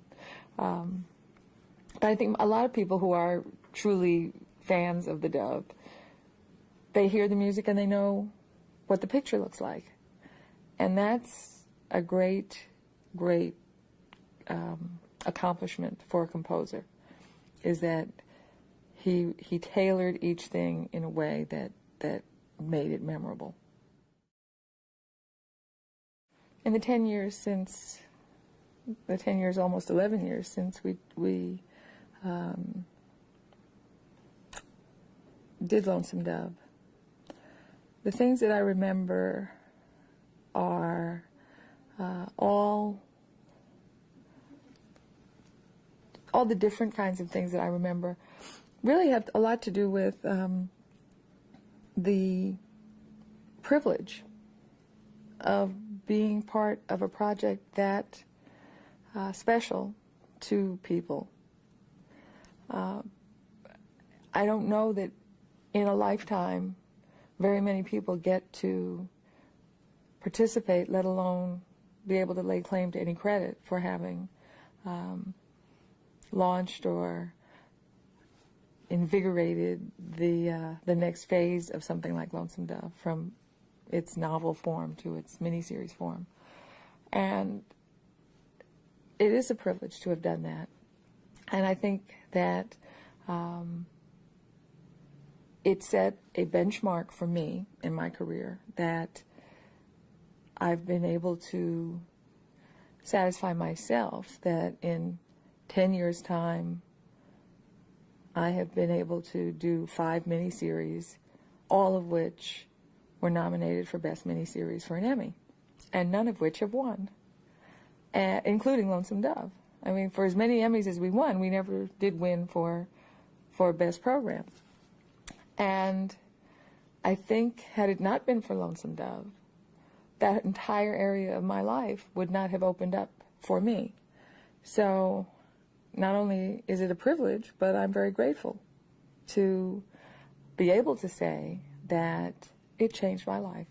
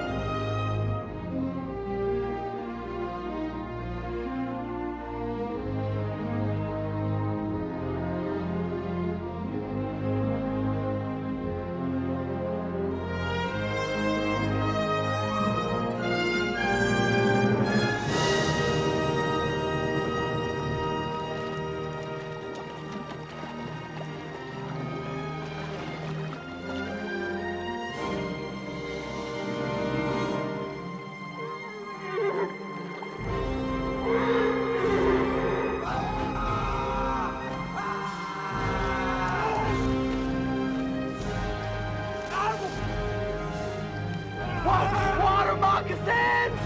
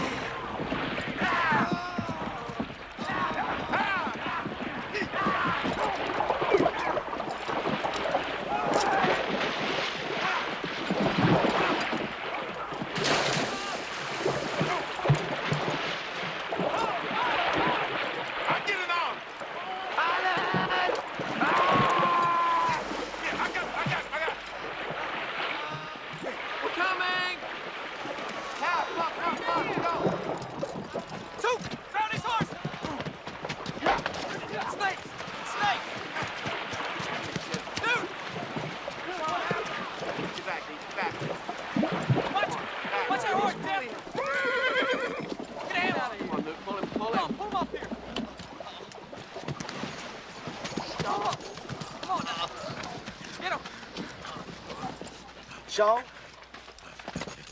Sean? Lord. Get out of there. Oh, Lord.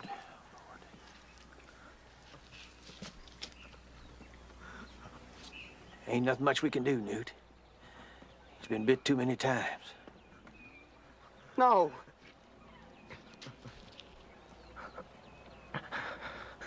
Feel you snake bit? I don't think so. I think I whooped them off. Get your clothes off, Jasper. Give him a good look. One of them might have bit him down low. Yeah, He must have struck a nest of them. I've crossed this river 100 times in my life, never seen more than a snake or two at a time. Storm must have got him stirred up.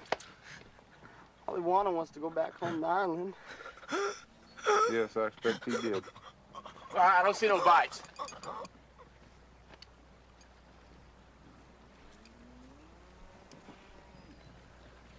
Sean? Sean. If I'd have known that Storm was gonna stir them snakes up, I'd have picked another place to cross. Wasn't your fault, Deech. Life is short, shorter for some than others. Sean here was just an unlucky young sprout, that's all. It's nobody's fault, nobody's.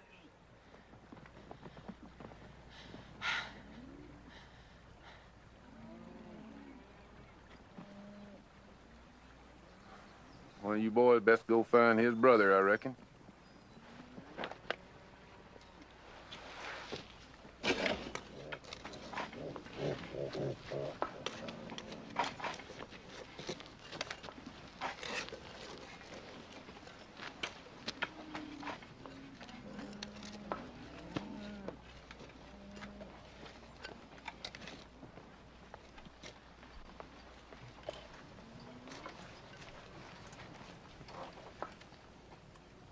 You want to sing or something?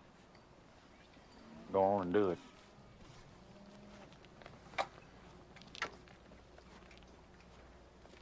Sleep, oh babe, for the red be home of silence.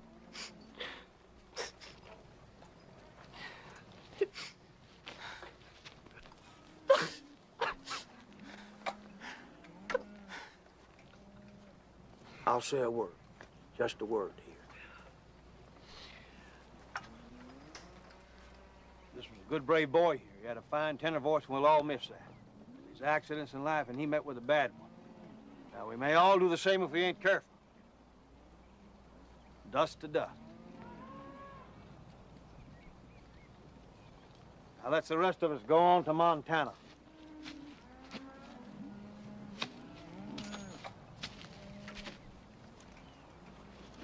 He's right, boys. Best thing you can do with death is ride off from it.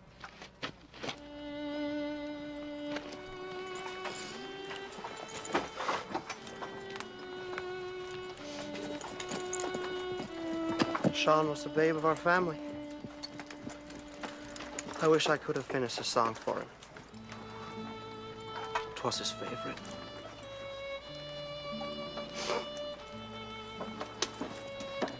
Maybe you'd ride with me a while, Newt. Sure.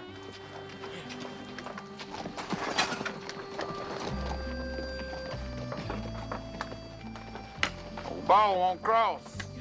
Well, he don't want no part of it after what happened to Sean here. He wants to be back in Lonesome Dove where he can be close to his wife and daughter, so hell, I gave him a horse. Adios, you old bandit! You can go whack that darn bell all you like now. Well, we're gonna need a new cook. I got to go, but it's a bad start.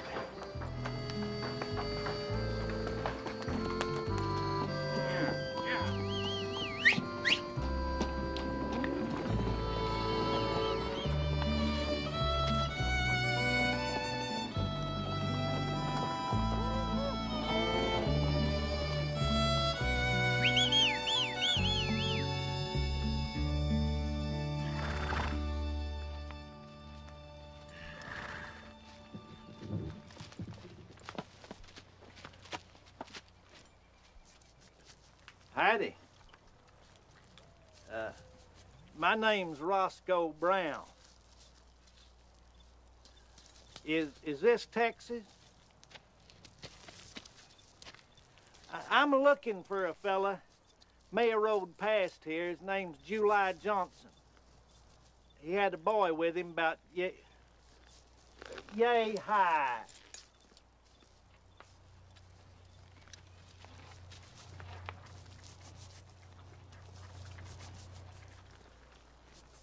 I've been riding night and day trying to find him.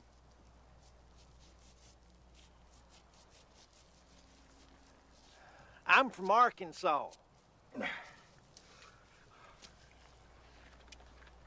Got any whiskey? Yes, sir. I got a bottle right here in my poke. I'd be glad for you to share it if you want to. Come get this for me, gal. You having possum for your supper, are you? Yeah, but you ain't. Unless you go catch your own. I got a biscuit.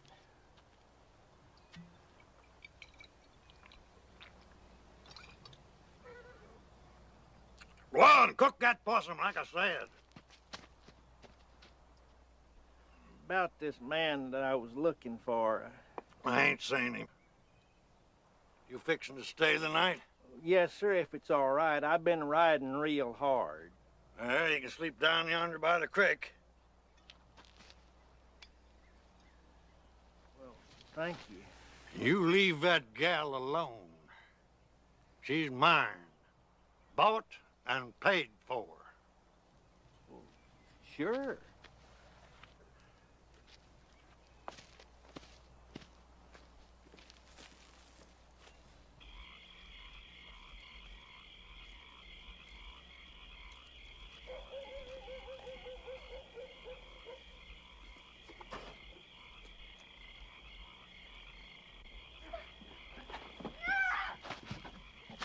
You hurt me, girl.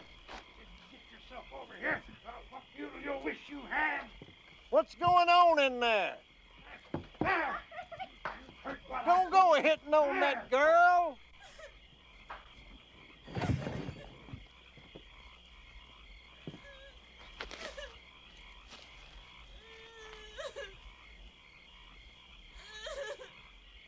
Fare thee well, my fairy face, for I'm going to Louisiana for to sing my Louisiana. All right. I know somebody's out there in the brush. You just as well come on out and show yourself.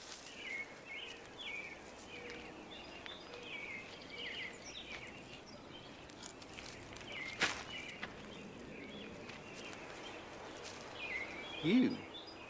I run off from old Sam to go with you. Go with me? Why, girl, you can't go with me. Jeannie's my name. Old Sam used me bad. I ain't really his anyway. He just traded some skunk pelts for me. And I expect he's looking for you right now. Nope, No? Why not, pray tell? 'cause I broke his knees with a pan this morning while he was still sleeping. That'll keep him a few days. Goodness. You a rough customer, ain't you? I ain't rough. Old Sam was rough. Well, you can't go with me. I'm headed down toward San Antonio to find a man. I seen that man you're looking for 2 days ago when he come through here. Him and the boy both. Which way to go? I ain't telling you unless you take me with you. Well, girl, I can't take you with me. I got to travel fast. You call this fast traveling? I've been following you 6 miles and didn't never do more than walk. I can keep up with you, I reckon, and I can catch rabbits and possums to eat, too. Possum? I'm gonna follow you anyway. If I was to go back, old Sam'd kill me. Yeah, I expect he would. Well, you might just well jump on up here then.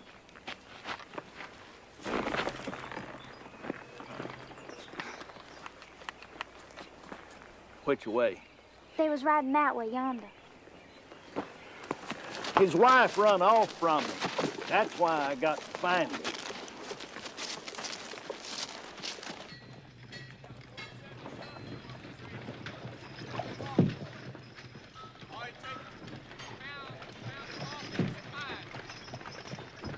Take a damn wagon. Old Billy Miles got a stand right down there at the wall.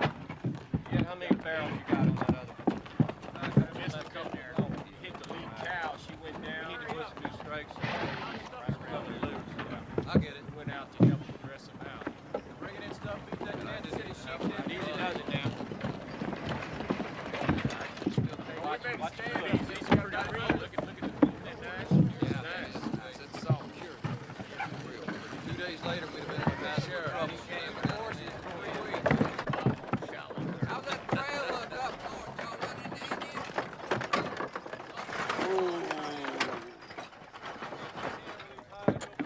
Took you a while, didn't it? I've been waiting long enough.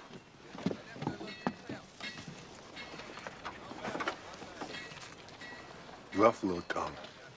Ain't that something? You got a buffalo tongue. You're the one can eat it, too. Who is that? Luke. Luke? Luke. What are you doing in this wagon? Me and Big Sweet partnered up. Partnered up? We're going to Ogallala. You ain't scared of Indians, huh? Well, I don't like them much, I guess. I already killed 5 of them. Won't bother me none to kill some more. Well, might not hurt for you to come along at that. You'd be glad of it if the Indians get after you. Big Sweet told me he was gonna marry you. He did, huh? He ain't as bad as some. How would you know? You ain't never been married to him, have you? Big Sweet, he ain't a man to be put off. You know it. I'm already married. I doubt he even knows what the word means, anyhow. I know what it means.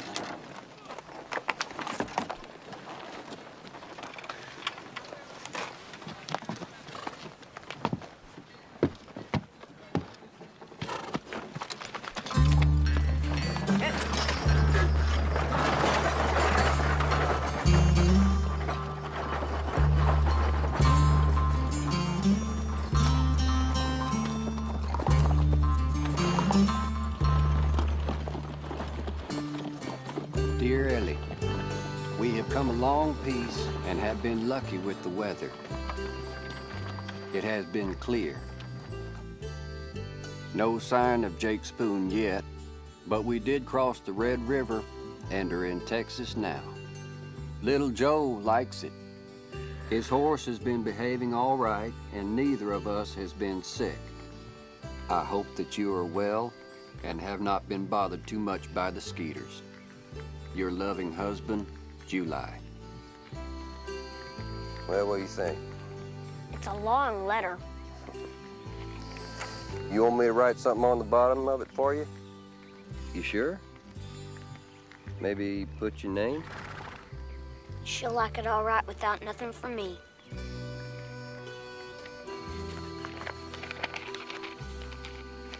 Yeah, we'll post it when we get to Fort Worth. I know I'm slowing you down, but I'm glad you brought me on this trip. Yeah, me too, Joe.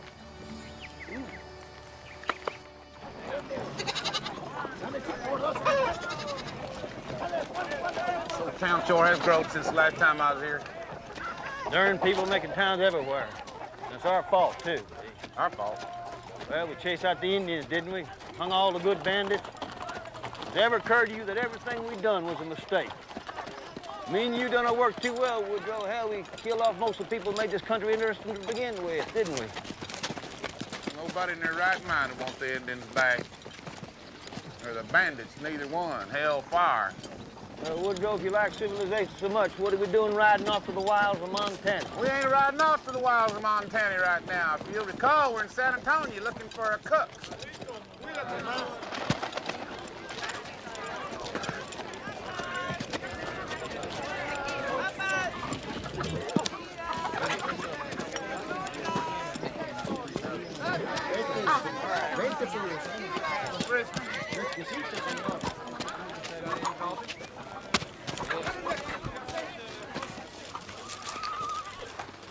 Buenos días.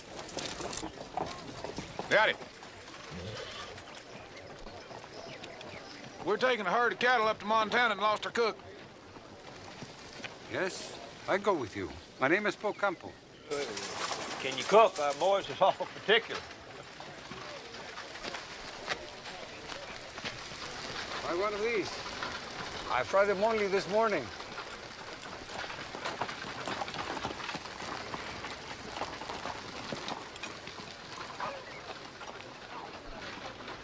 Dang, that's tasty. Some kind of candy? Grasshopper. Grasshopper. Kind of good though, ain't they? Our boys ain't gonna take much to eating bugs. I cook good beefsteak too. And bird egg pie. Just 1 minute, I'll be ready to go with you. Hey, hang on there a minute. You ain't gonna get off down the trail a mile or two and go to missing your wife or something like our last cook done, are you? My wife is in hell where I sent her. She could make good biscuits, but her behavior was terrible. I think this is our man. Well, we need a cook. I'll go up the street and buy you a horse. No. I will walk. I do not ride animals. You mean you don't ride animals? It is not civilized. Are we not animals also? How would you like it if somebody rode you?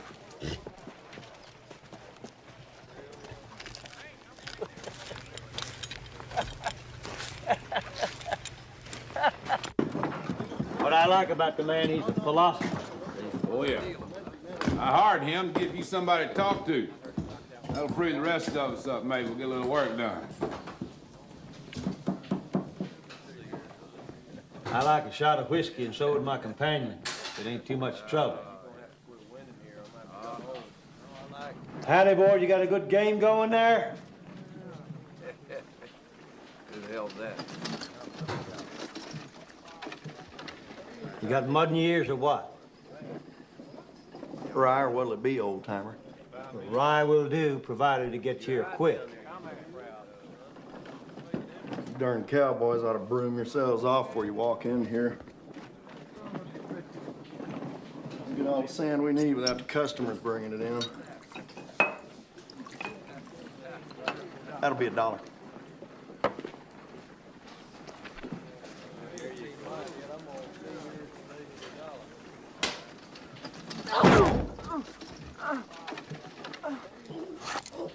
Now, besides the whiskey, I think we'll require a little respect.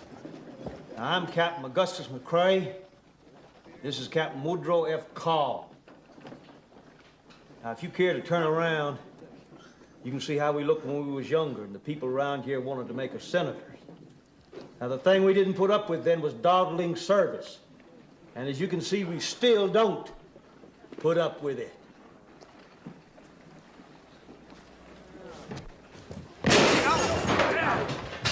Watch there.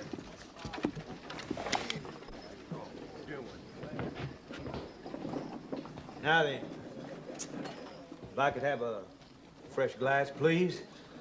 You just broke my nose, you old son of a...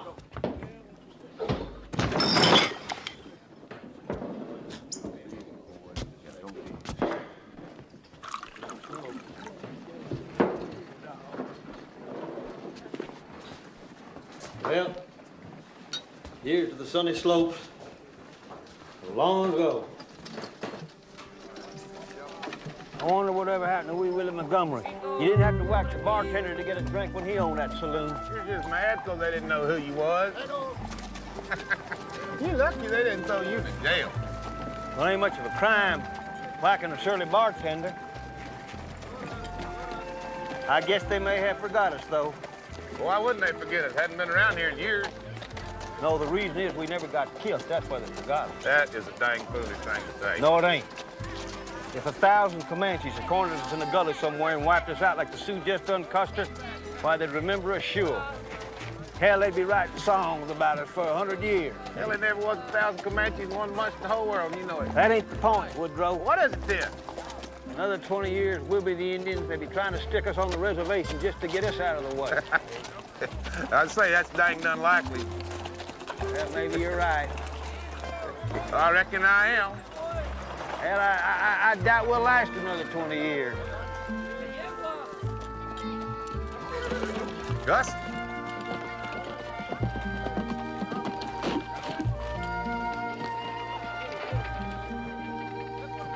Now, where in the hell's he going?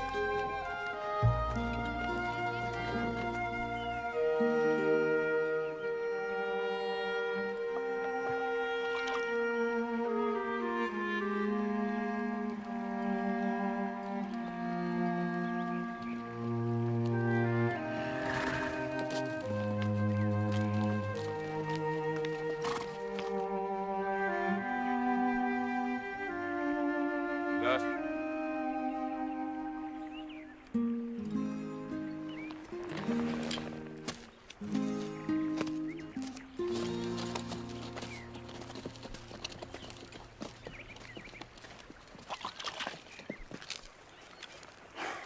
What in the hell has come over you, Augustus?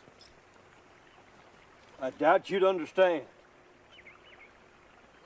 I doubt it too. When was you the happiest, Carl? Happiest about what? About just being a live human being, free on the earth. Well, I don't know. It'd be hard to single out any one particular time. Well, it ain't for me. I was the happiest right here by this little creek. Me and Claire discovered it one day when we was out for a buggy ride. I might have known it had something to do with Clara. That was a long time ago now.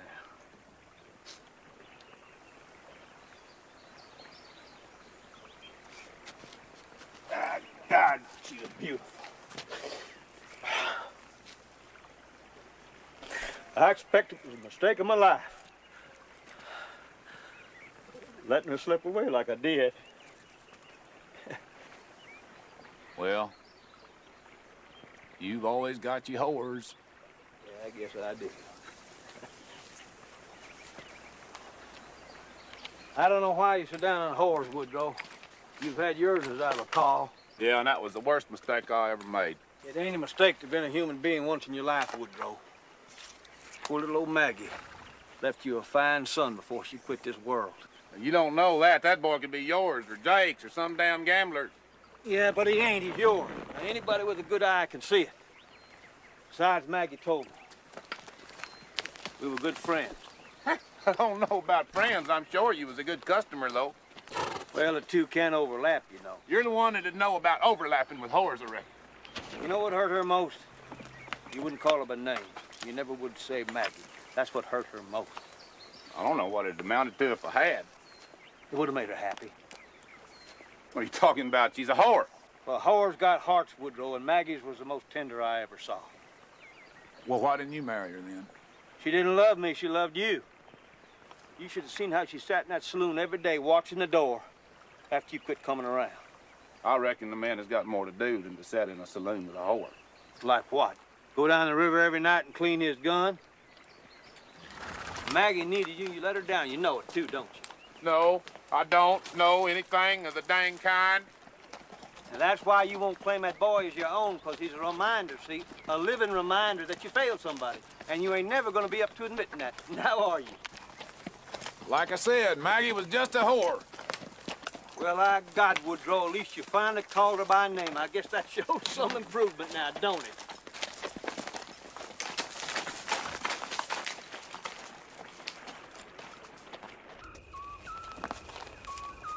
You sure you don't want none of this prairie chicken? I ain't enough. I might catch you a frog for supper. Frog? I ain't never ate no frog. Their legs jump out of the pan when you cook them. No. Yes, they do. You gotta catch them and throw them back in the pan. No, I don't believe that. How can a dead frog jump out of a pan? What's the matter?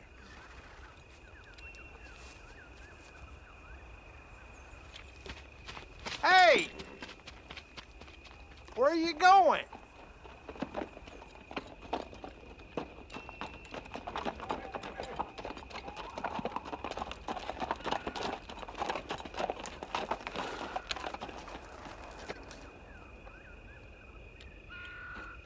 Howdy. Howdy. Howdy. I wonder if we could borrow some tobacco off of you. I ain't got none. Ain't got none? No, sir. I reckon you're lying. Well, no, I ain't neither. Why would a man travel with nothing to smoke? Because it never agreed with me. That's why I had to give it up. Well, we might have to smoke you. What do you think of that? My name's Roscoe Brown. I'm just going down this road. I ain't looking for no trouble. You're just going down this road here, huh? Yes, sir. Let's shoot him and take his horse. All right. Drop your gun. Now, wait just a minute here. Yes, sir. Now, clamber down off that horse, mister. I'm from Arkansas. Yes, sir. Strip off them duds. What? You come into this world naked. I reckon you can go out the same way. I got some money. There's probably $30 here. My God, I'm gonna pull this trigger on you for your sass. Oh!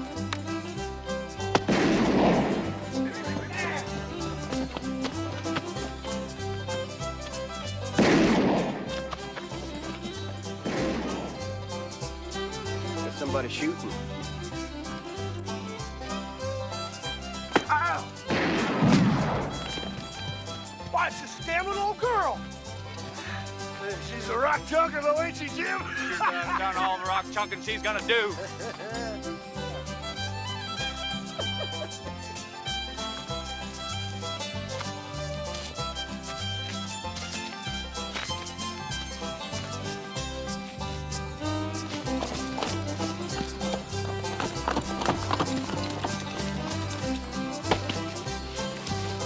What are you gonna do with that stick, mister?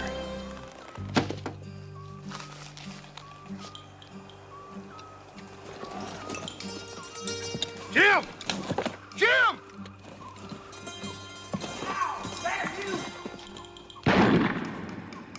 You get her? No, she's too fast. I've never seen anything like it. That little gal pretty near chunk you to death. She'll get hers before this day's through. I'm gonna give her a bullet for every rock she throwed. Well, shoot this one first. I don't want to tear up his clothes with my 10 gauge. Put it down. July! Ah!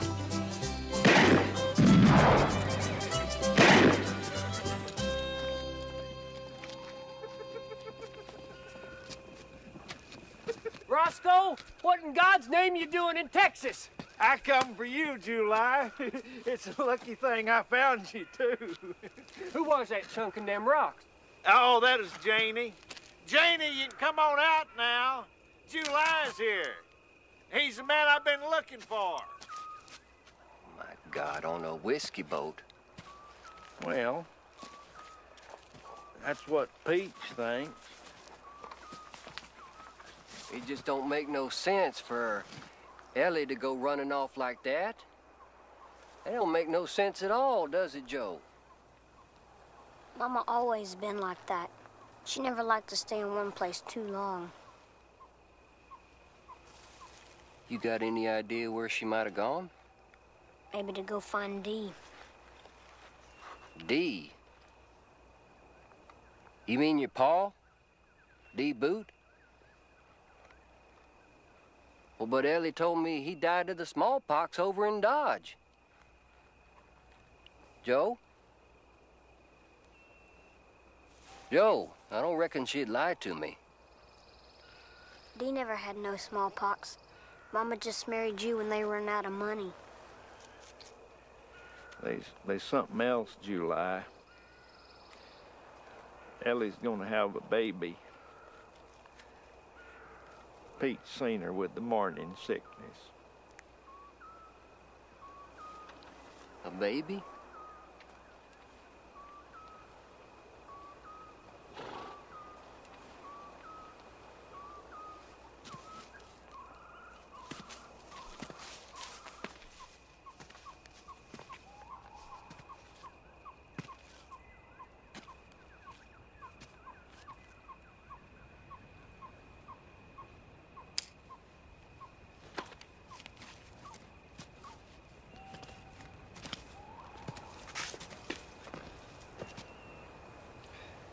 I'm sorry to be bringing you this news, July, but I thought you'd want to know. Joe, Yes, sir? where would she go to find Dee?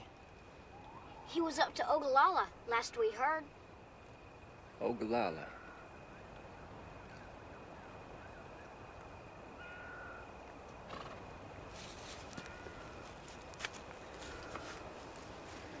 We better go find her, I guess.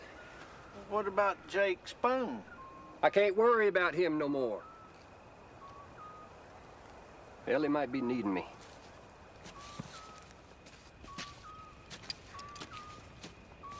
Ogallala.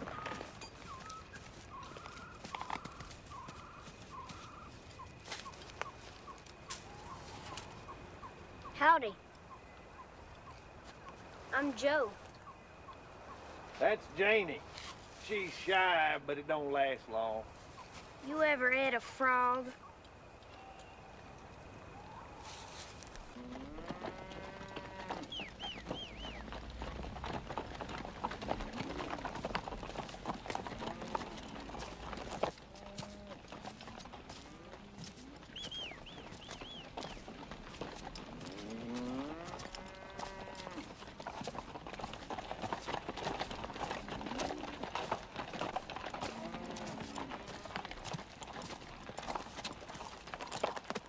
Looks like Jake. Oh, it's just Lori resting by a tree. I bet Jake's gone off to gamble somewhere and left her behind. Well, all I see is a puff of smoke. I think I'll ride on down there and keep her company till that scamp gets back. Well, we got a herd of cattle to look after. Oh, what's keeping you?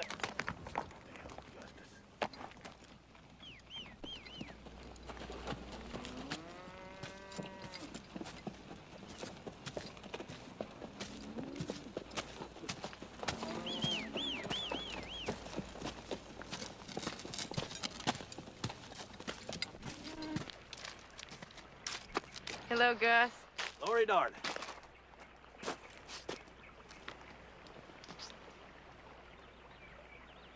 How long's Jake been gone? 2 days. Went up to Austin to play some cards. He left mad. Seems like he's been mad the whole trip. Well, he'll be back. Yes, I know he will. He ain't gonna take me to California, though, is he? Nope. Don't be too hard on him. He got you out of Lonesome Dove anyway, see. At least I didn't get all down like this when I was in Lonesome Dove. That's 'cause back there you was never expecting nothing. And then here comes Jake. Gets you all full of hope. Trouble is, Jake ain't a man to support nobody's hopes but his own. What'd you stop off for? Well, such a nice day, I thought I'd just ride over and we'd cut the cards or something. Yeah, what do I get if I win this time? Well, I'll be your whore. You can have a poke on demand. Why would I want one? All right, then, if you win, you can pretend you're a fancy lady in San Francisco and I'll bring you a glass of buttermilk. I don't even like buttermilk, Gus. Well, what then? You name it. Just want to go to San Francisco. That's what I want. Lori, listen to me now, pretty little thing. You see, life in San Francisco is still just life. Now, if you want only one thing too much, it's likely to turn out a disappointment. Now, the only healthy way to live, as I see it, is to learn to like all the little everyday things. Yeah, like what? Like a sip of good whiskey of an evening, or a soft bed, or a glass of buttermilk, or say, a feisty gentleman like myself.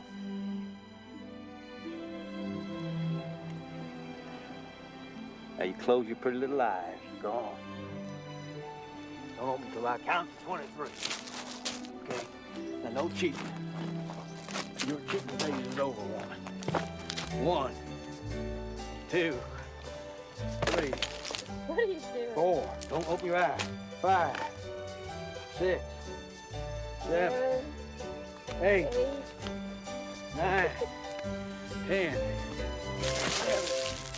12, 13, 14, 15, 16, 17, 18, 19, 20, 20. We better make it 27, 21, 22, 23, 24, 25. Don't open it. 26 and 27.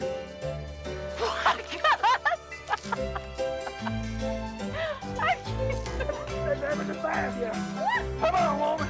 Hope you can swim. I can't swim. I can float. About 30 seconds. Hold on. Hold on. Hold the damn boat. Hello. It ain't very deep, is it? I'm so good here. Man, this water's so cold. I believe it shivered my pie. Well, I wouldn't get no business today anyway. Yeah. Scamp.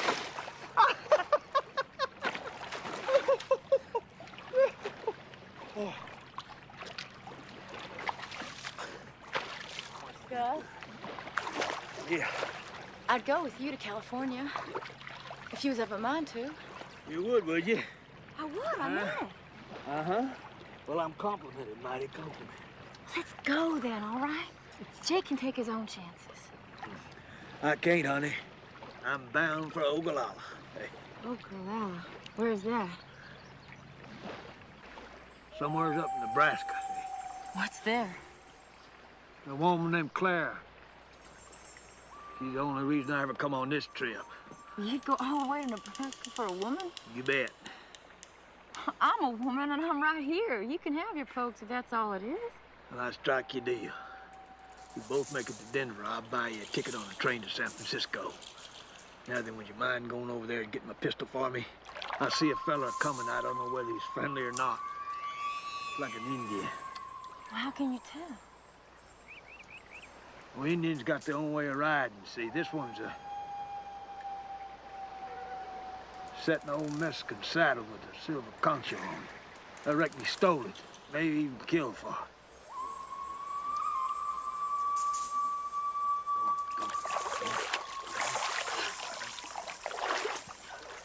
You want the rifle? No.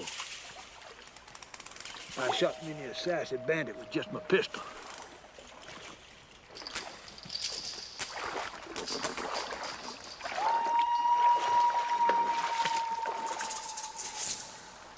Hide yourself behind that stump on.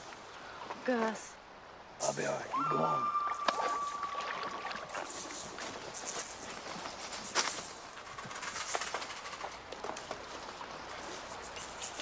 Stay put.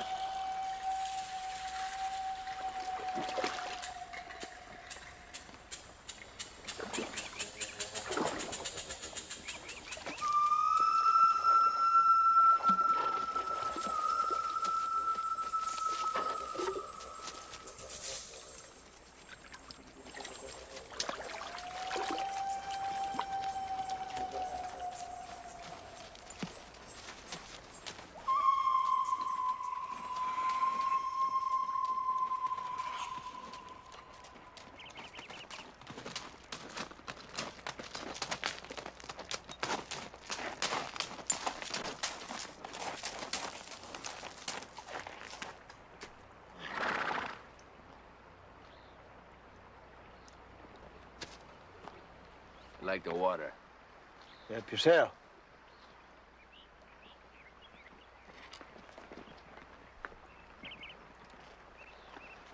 I hope you like it cold, because I ain't got time to warm it up for you. I like it wet.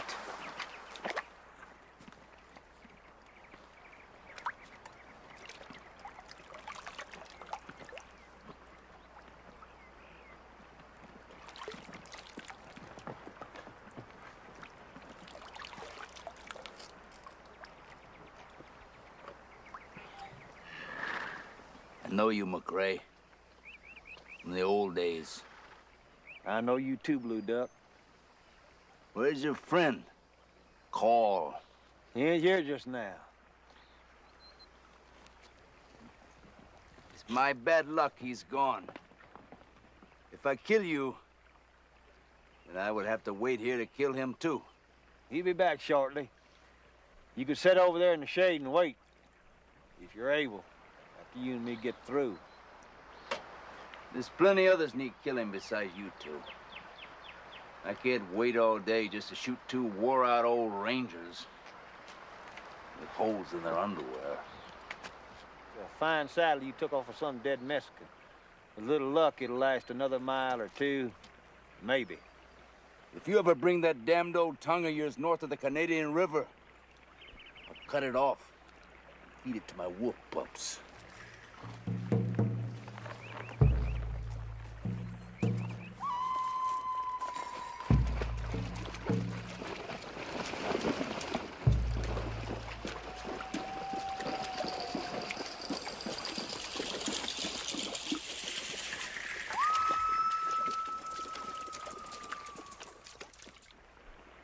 Darn Comanchero butcher. We should have hung years ago. But we couldn't because he was better at riding long distances without water than we was. But we may be after our horses, so I better go warn Carl. Come on with me now.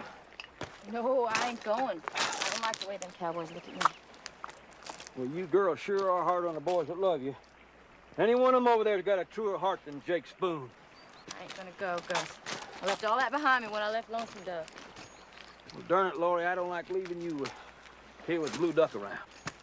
Jake will be back soon. Oh, now it's Jake again. Well, you were the one who said something about going to Ogallala after some woman, didn't you? Still got enough light to track him and see where he went. I'm gonna send somebody over here to stay with you till Jake gets back. It'll be just a few minutes, because the herd's only about a mile away. All right.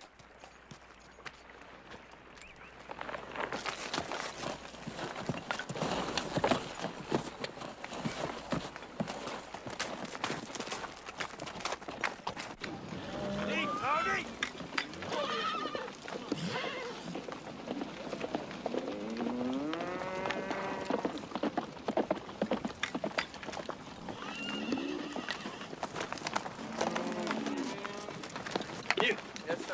I want you to ride over to Jake's camp and keep an eye on Miss Lorena till Jake gets back. Miss Lorena, me? Good, what is it? Blue Duck's in the area. Blue Duck? Oh, Lord. Sure it's Blue Duck? Hell yes, I'm sure. I just exchanged pleasantries with the man. Go on, Newt. Well, yes, sir. I'll be glad to take on the chore. No doubt you would, but we need you here. Now get moving, Newt. You know where she is. Yes, sir. Why didn't you shoot him, Blue Duck? Well, he was ready. It would have been touch and go which one of us got killed. But me and Dietz were going to track him. I think he may be circling to steal our horses. All right, you boys best get on back with the herd now. Make damn sure you got your pistols with you. Wouldn't surprise me none to see old Blue Duck come riding in here with a gang. I don't like to sit on that boy over at that horse. Well, if I'd have sent one of these other rowdies, Jake would probably come back and shoot him. But he ain't going to shoot Newt. She should have stayed in Lonesome Dove anyhow. Well, if you was a young gal with your whole life before you, would you want to stay in Lonesome Dove? Now, Maggie done it.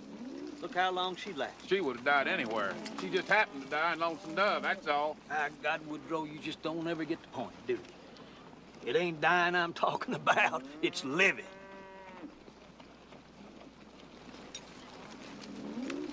That's good, folk, Campo. That's all right. Let's go, Deke.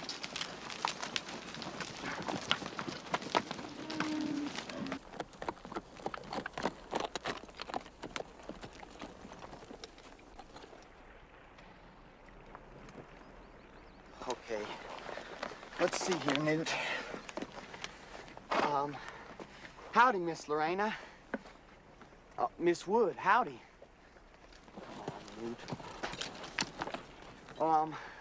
Hello there, Miss Wood. I'm Newt. Mr. Gus sent me over here to keep an eye on you. I hope you don't mind.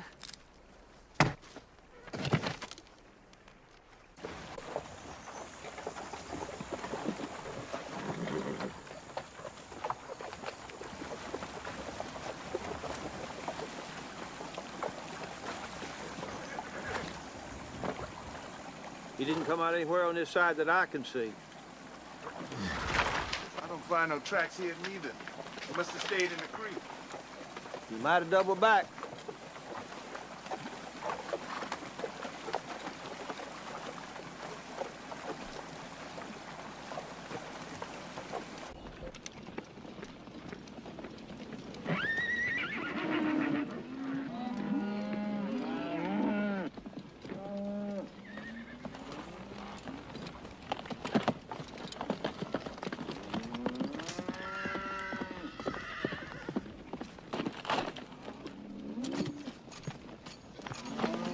See no blood. We lost him in the creek. What in the hell is Newt doing back? I told him to stay over there. Dude ain't back. Just his horse is back. Gus!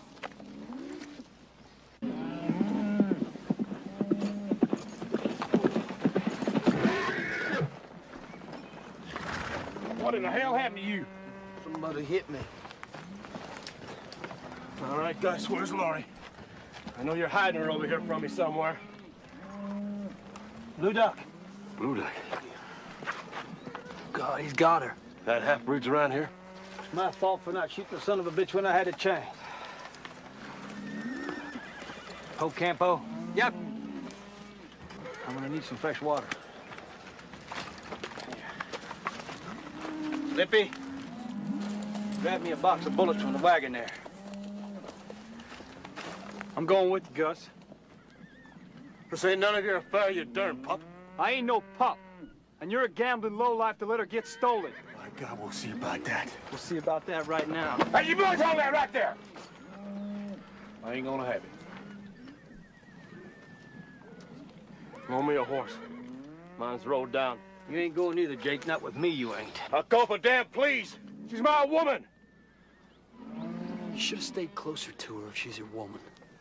The hell with you. The hell with the whole bunch of you.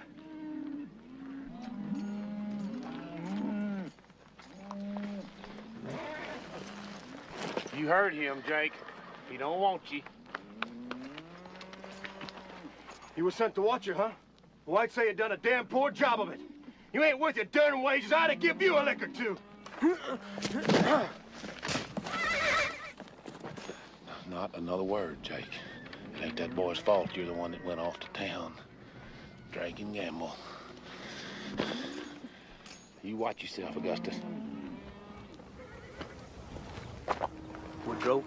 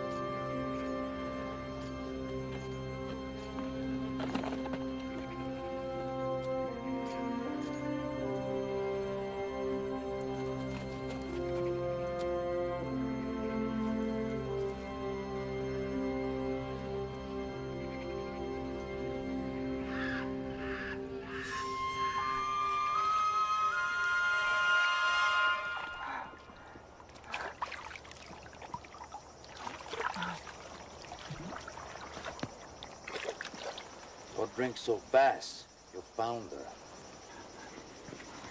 her. Old Monkey John will like that yellow hair. Between him and the others, probably get most of their money and all of their hides when they see you.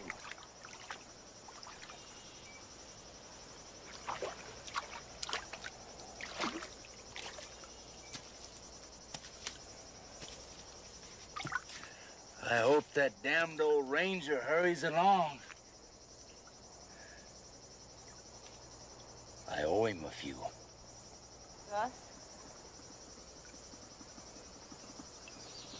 He won't come. I ain't his. He's coming. Don't know if it's for me or for you, but he's coming.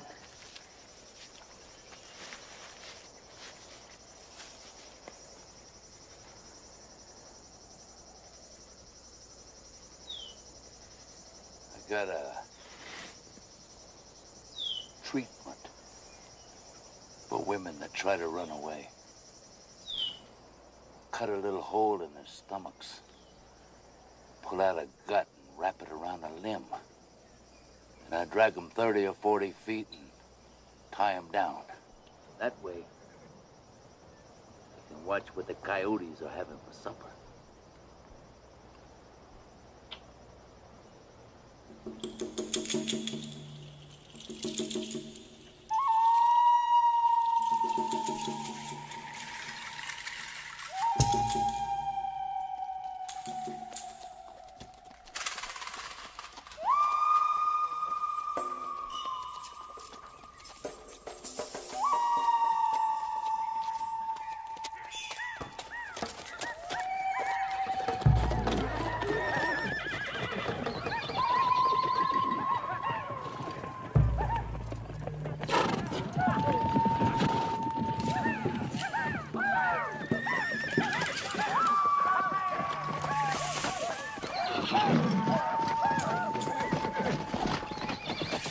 Fresh women are scarce in these parts, Aramoke. Yeah. You're all welcome to a taste, but she ain't free. Understand? We got hides to trade. And horses. And horses.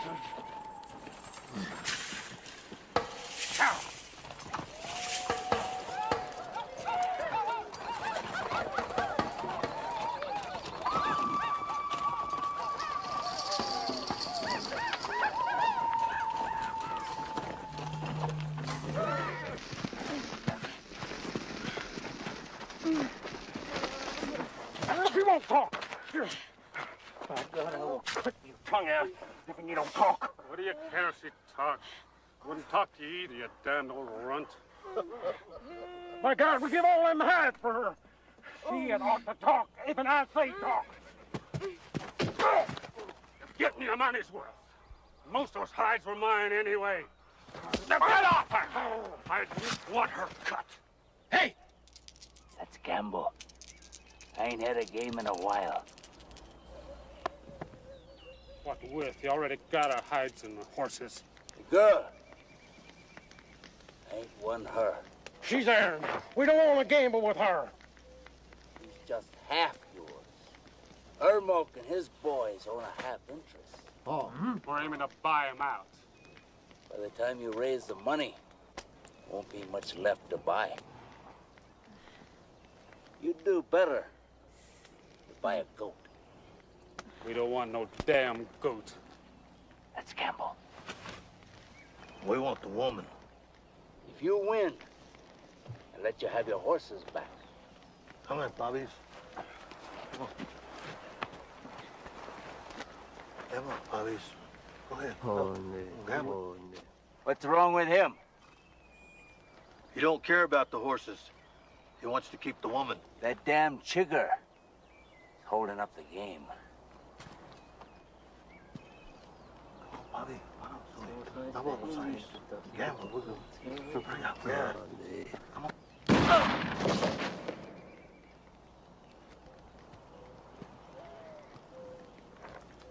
By God, life is cheap up here on the Canadian. It's apt to get cheaper. That's Gamble.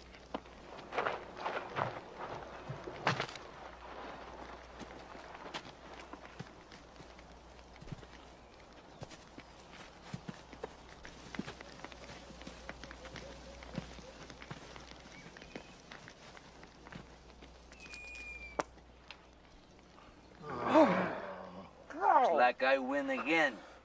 You're a damn cheat. First you cheat us out of our horses, and then you cheat us out of the woman. I don't want the woman.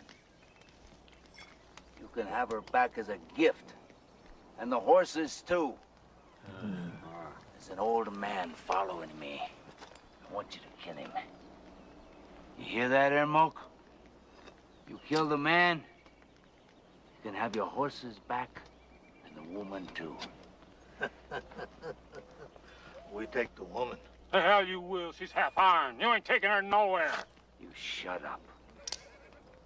I'll kill you like I killed that chigger. If I were you, I'd get sober.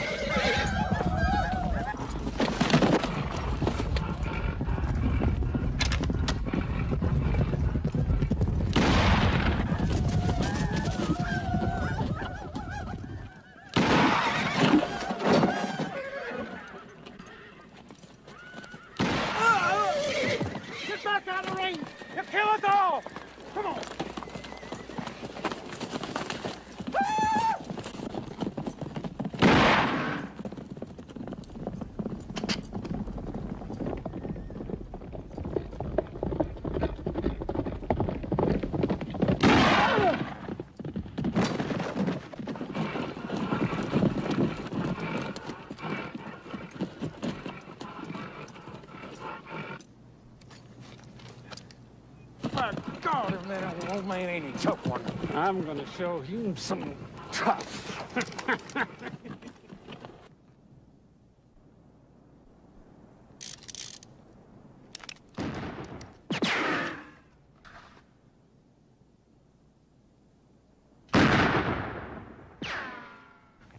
Hell, you ain't hit him yet. I'll get him. He ain't got anywhere to go. Has he?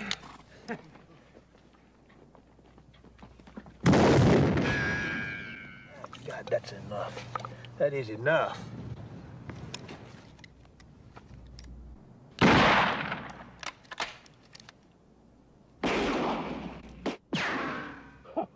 Look at that. Is he shooting at us? He can't hit nobody from there. He's just wasting his bullets. Maybe an old man like you needs a better target.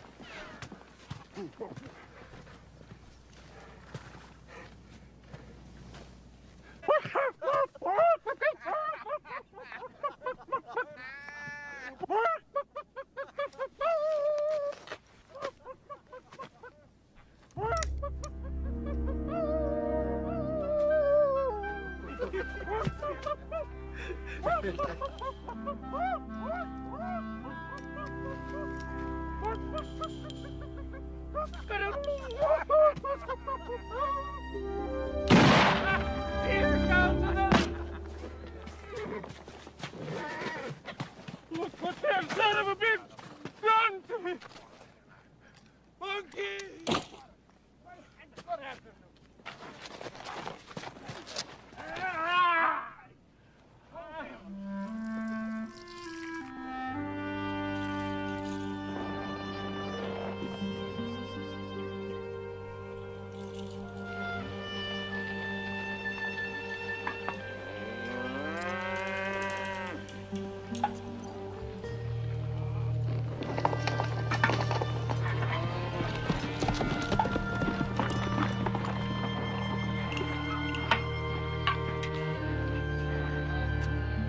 Captain's pretty worried about Mr. Gus, ain't he?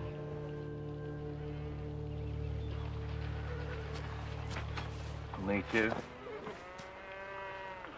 I get to expecting to hear him talk.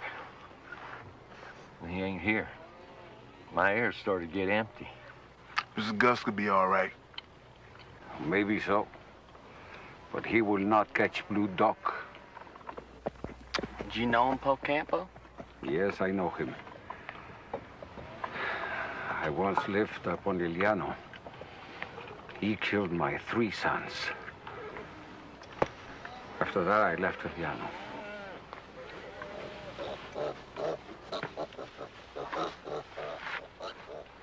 It was all Jake's fault. He's a bastard for leaving her in the first place. That's what started all this. You sure are smitten, ain't you, Dish? Well, I'll tell you this. If she's alive and Gus brings her back, well, then I aim to marry her. Marry her? Marry a whore? Don't go calling her a whore in front of me, Jasper. Well, if you're so in love with her, why didn't you go try to fetch her back yourself? Leave Gus here. He's a damn sight more entertaining than you are. So is that whore.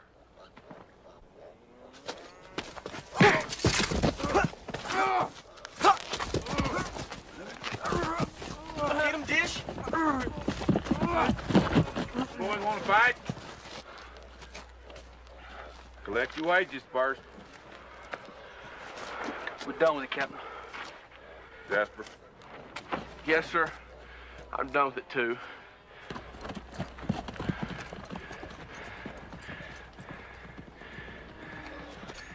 Well, boys, let's get on back to the herd. Captain don't take much of sitting around.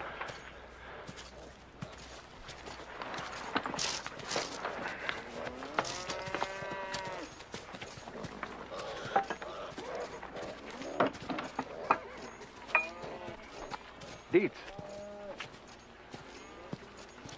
This one I made for you. Why, thank you, Poe. Is it somebody special? Like a little saint. You know, to help protect you on our journey.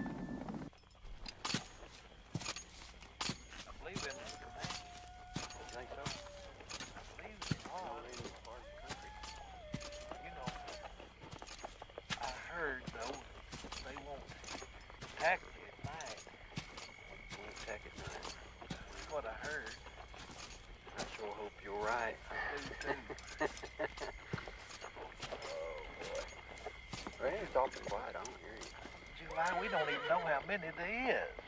I can go find out. You do and they catch you, they'll make soup out of you. Yeah, I'd like to know what they was shooting at when we rode up. You're shooting at me. Hey, easy. I'm Captain Cray, Texas Ranger. I'm coming in. Don't nobody shoot.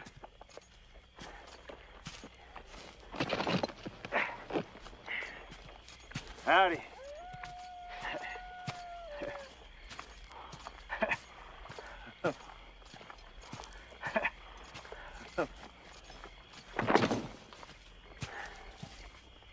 Gustus McCrae. July Johnson. This is, Roscoe. July Johnson. You're the sheriff from over in Fort Smith, Arkansas, looking for Jake Spoon, ain't you? Well, I have more urgent business than Jake Spoon now. Well, I was about to say, if you're looking for Jake, you missed him by about 300 miles or so. The Indians killed your horse, did they? No, sir, I had to kill him myself to make a fort when them Kioways got after me, see. But I appreciate you running them off. We just riding by. They started shooting at us, so we shot back. They're Blue Duck's boys. I'm after him and a woman he stole. Say the man stole a woman? Yes, sir. A girl traveling with us. He probably camped on the river and sent them bucks back to kill me. It's quite a ways north of here, I do believe. Well, our horses are pretty near wore out, but if morning is soon enough, we'll help you track this outlaw.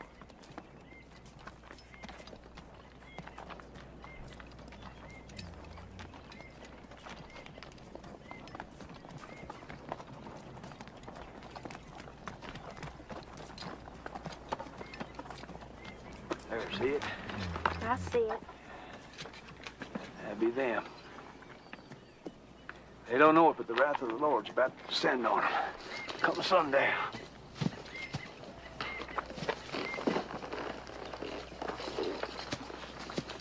I best go with you. Don't know how many there are. Thank you. All I need is a loan of a horse. I'll have him back for breakfast and maybe a few others to boot. You mean to go at them by yourself? There might be 10 of them down there. Maybe even more.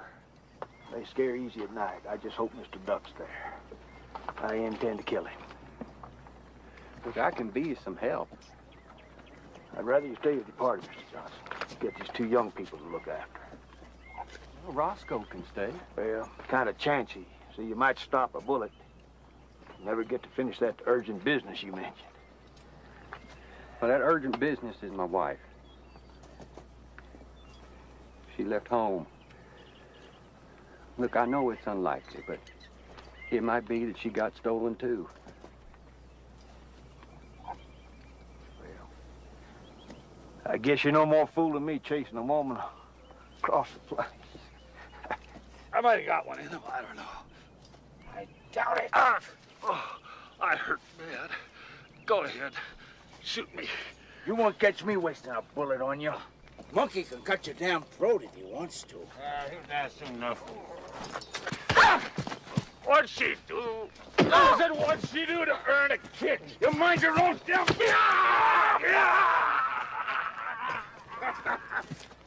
You're not worth selling.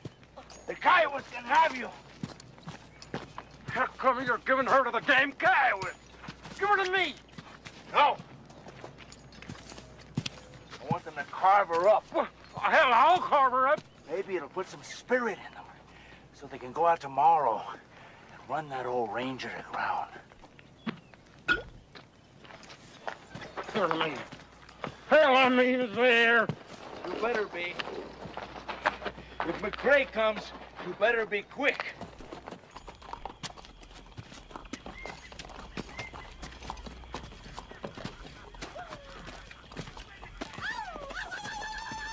Well, there they are. Have you ever killed Mr. Johnson? No. Well, you do what I do then.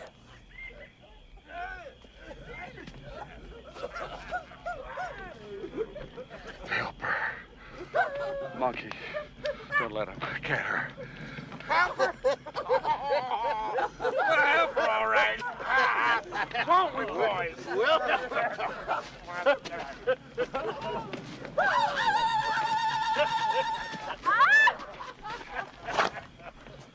Keep away from her, she's part mine. Part yours? What could you do with your part? Oh, you die!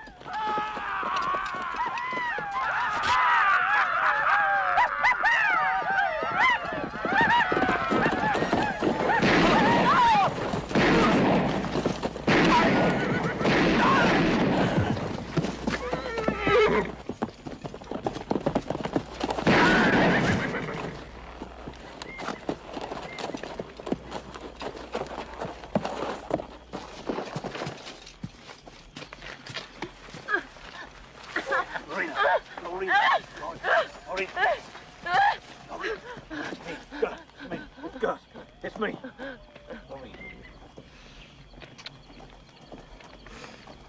Was Blue Duck here? Was Blue Duck here tonight, Lorraine? Was Blue Duck here? You killed a whole bunch. I didn't even shoot. Get on back to your people, Mr. Johnson. There's a dangerous man loose on the river, and I doubt your deputy can handle it. I know this is a shock to you, Mr. Johnson. It ain't a barroom scrape in Arkansas, so you gotta choke it down and get on back to your people. I'll be along as soon as this girl can travel. Shoot me. Shoot me. Go, Mr. Johnson. Go now!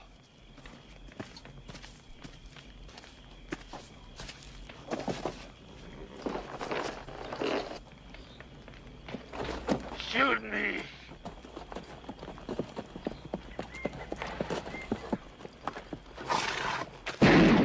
Sure was a lot of shooting. I'll be glad when July gets back. What? I heard something in that brush. Might be an Indian. I'll go see. No, wait. I wish July'd get on back. It's likely to be morning before they get back.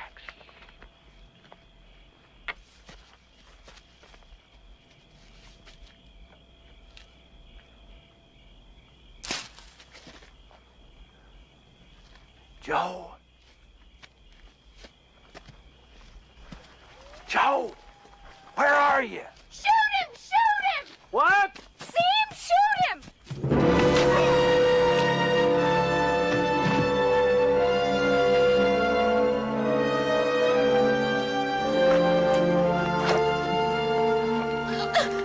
Where you been, girl?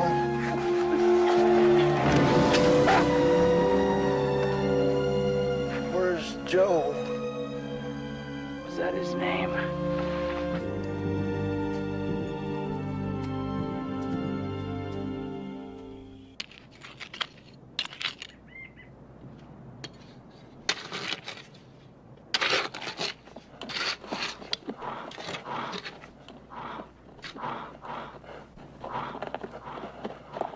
It's my fault.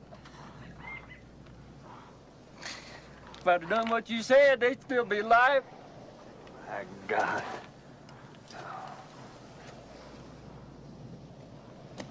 It's my fault. Hell, you told me to stay. I know I did, son. I'm sure you wish you had, but yesterday's gone. We can't get it back.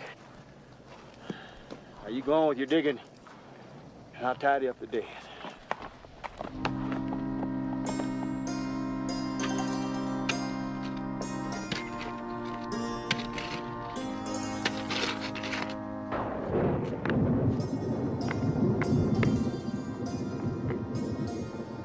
Well,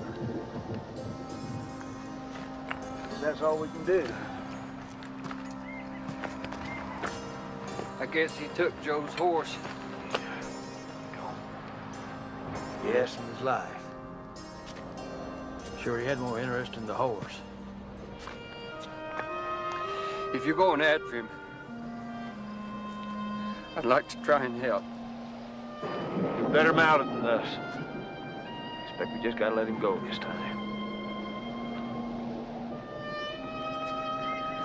Boy, I hate to do that. These lives here are lost for good, son, and giving pain for pain ain't gonna bring them back. Best go on and try to find your wife. If I ever run across Blue Duck again, I'll kill him for you. For her, too.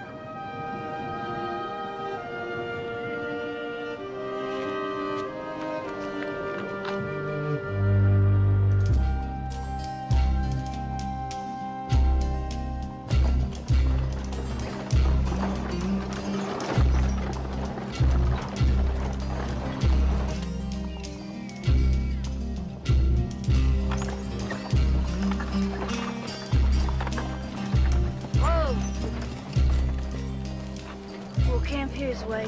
You go shoot a turkey or something for our supper. I'll help you build a fire. I don't need any help. Sway, you take Luke with you. Luke?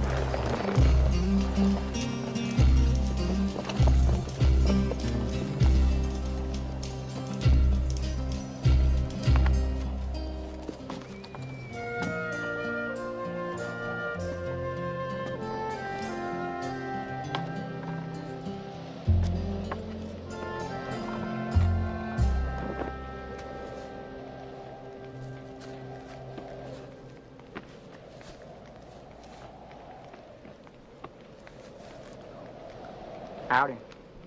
You're supposed to be with Sway. I told him we could hunt better if we split up. Well, why ain't you hunting then?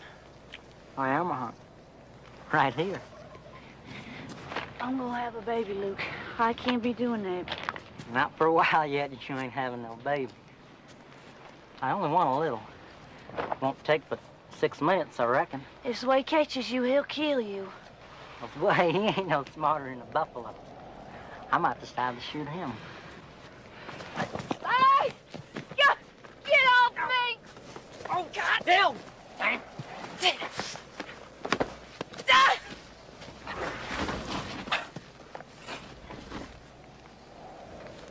Was he trying to marry you?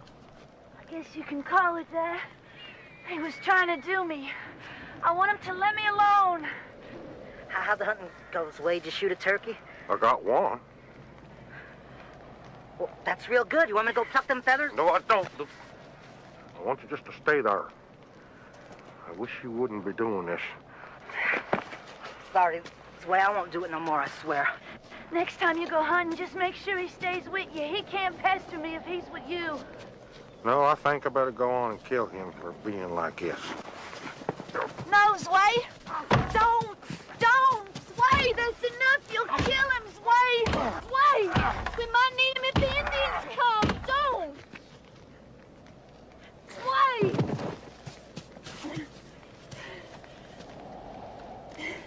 He's alive. He'll quit it now, won't he? Quit trying to marry you.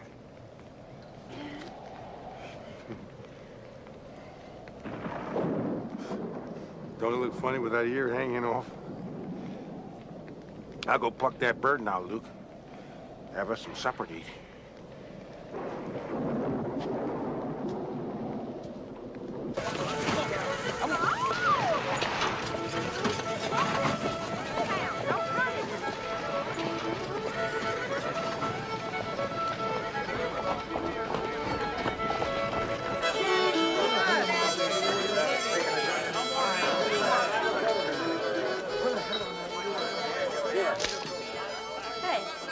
Don't be spitting on my floor. Roy spits where he pleases. Yes, I can see he does. That's why I mentioned it. Melba, you go do it in the alley if you want to give it away. Otherwise, get that boy on upstairs. You've been known to give it away yourself, darling. It's about to break me, too, Mr. Spoon.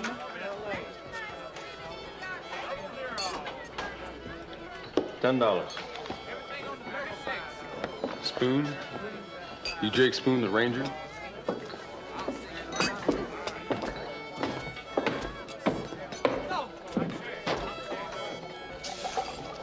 I've done some rangering.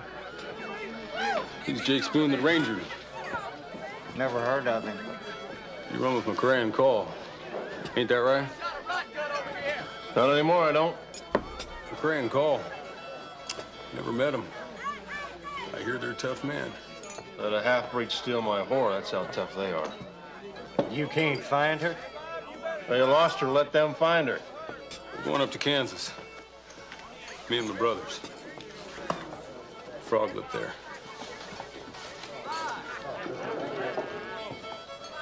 Kansas, huh? Gonna rob some banks. Ain't that right, Dan? Ain't no objection to robbing banks. Have you, Spoon? Well, I guess it would depend on the bank. I wouldn't enjoy it if there was too much law stacked against me. Law?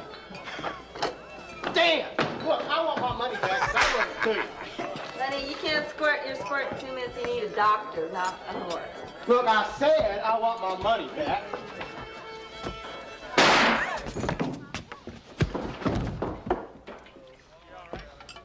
Made her mad, by God, didn't he? Well, let's go. Some sheriff be poking around here in a minute. Jake, help me drag this fella out to the street. He's messing up my floor. You coming, Spoon? Jake. Let's go, boys. Jake? Jake, you come back here, you bastard! You hear me? Here's the pepper gonna get me for free again. You understand that? Jake!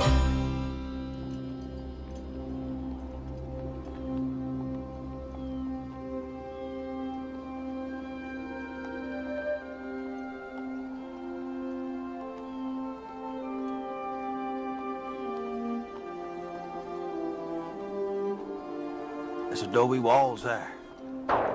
Need to get us out of this lightning. Find us a nice warm dry spot, darling.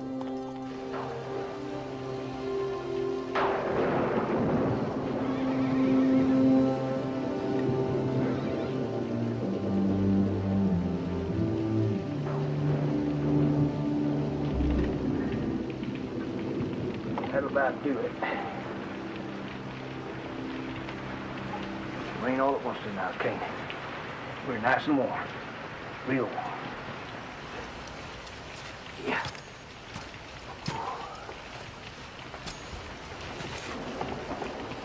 This should be quite a lively place.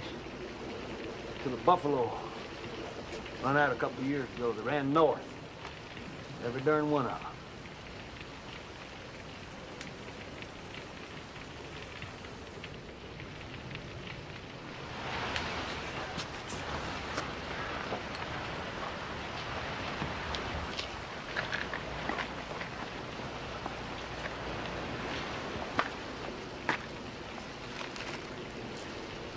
God, look what I found here. Gold coin. There's 5s and 10s. There's even a handful of $50 gold pieces. That's good luck. Now we can play ourselves some high-stakes poker. Huh? Now all that on your side is yours, and all this over here is mine. See?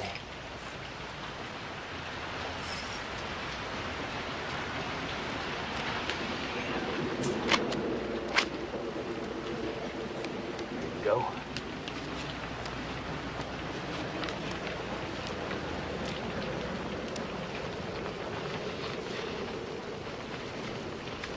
Put the cards in your hand, darling. Don't you see them? You remember how to play, do you, Lori? Now, your bet. But be careful, because I'm mighty tricky. Remember? Tricky old Gus.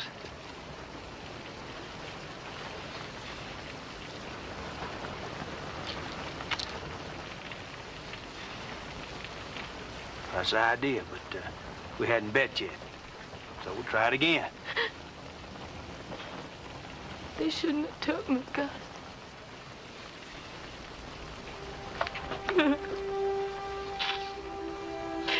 I know, honey, but they did.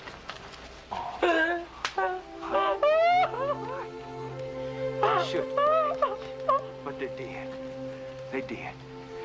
Now, you just go and cry it out. See, you got a long time to live, and you don't want this thing dragging you backwards, see? So you just cry it on out to old Gus. You'll be all right, you, right here. You're safe now.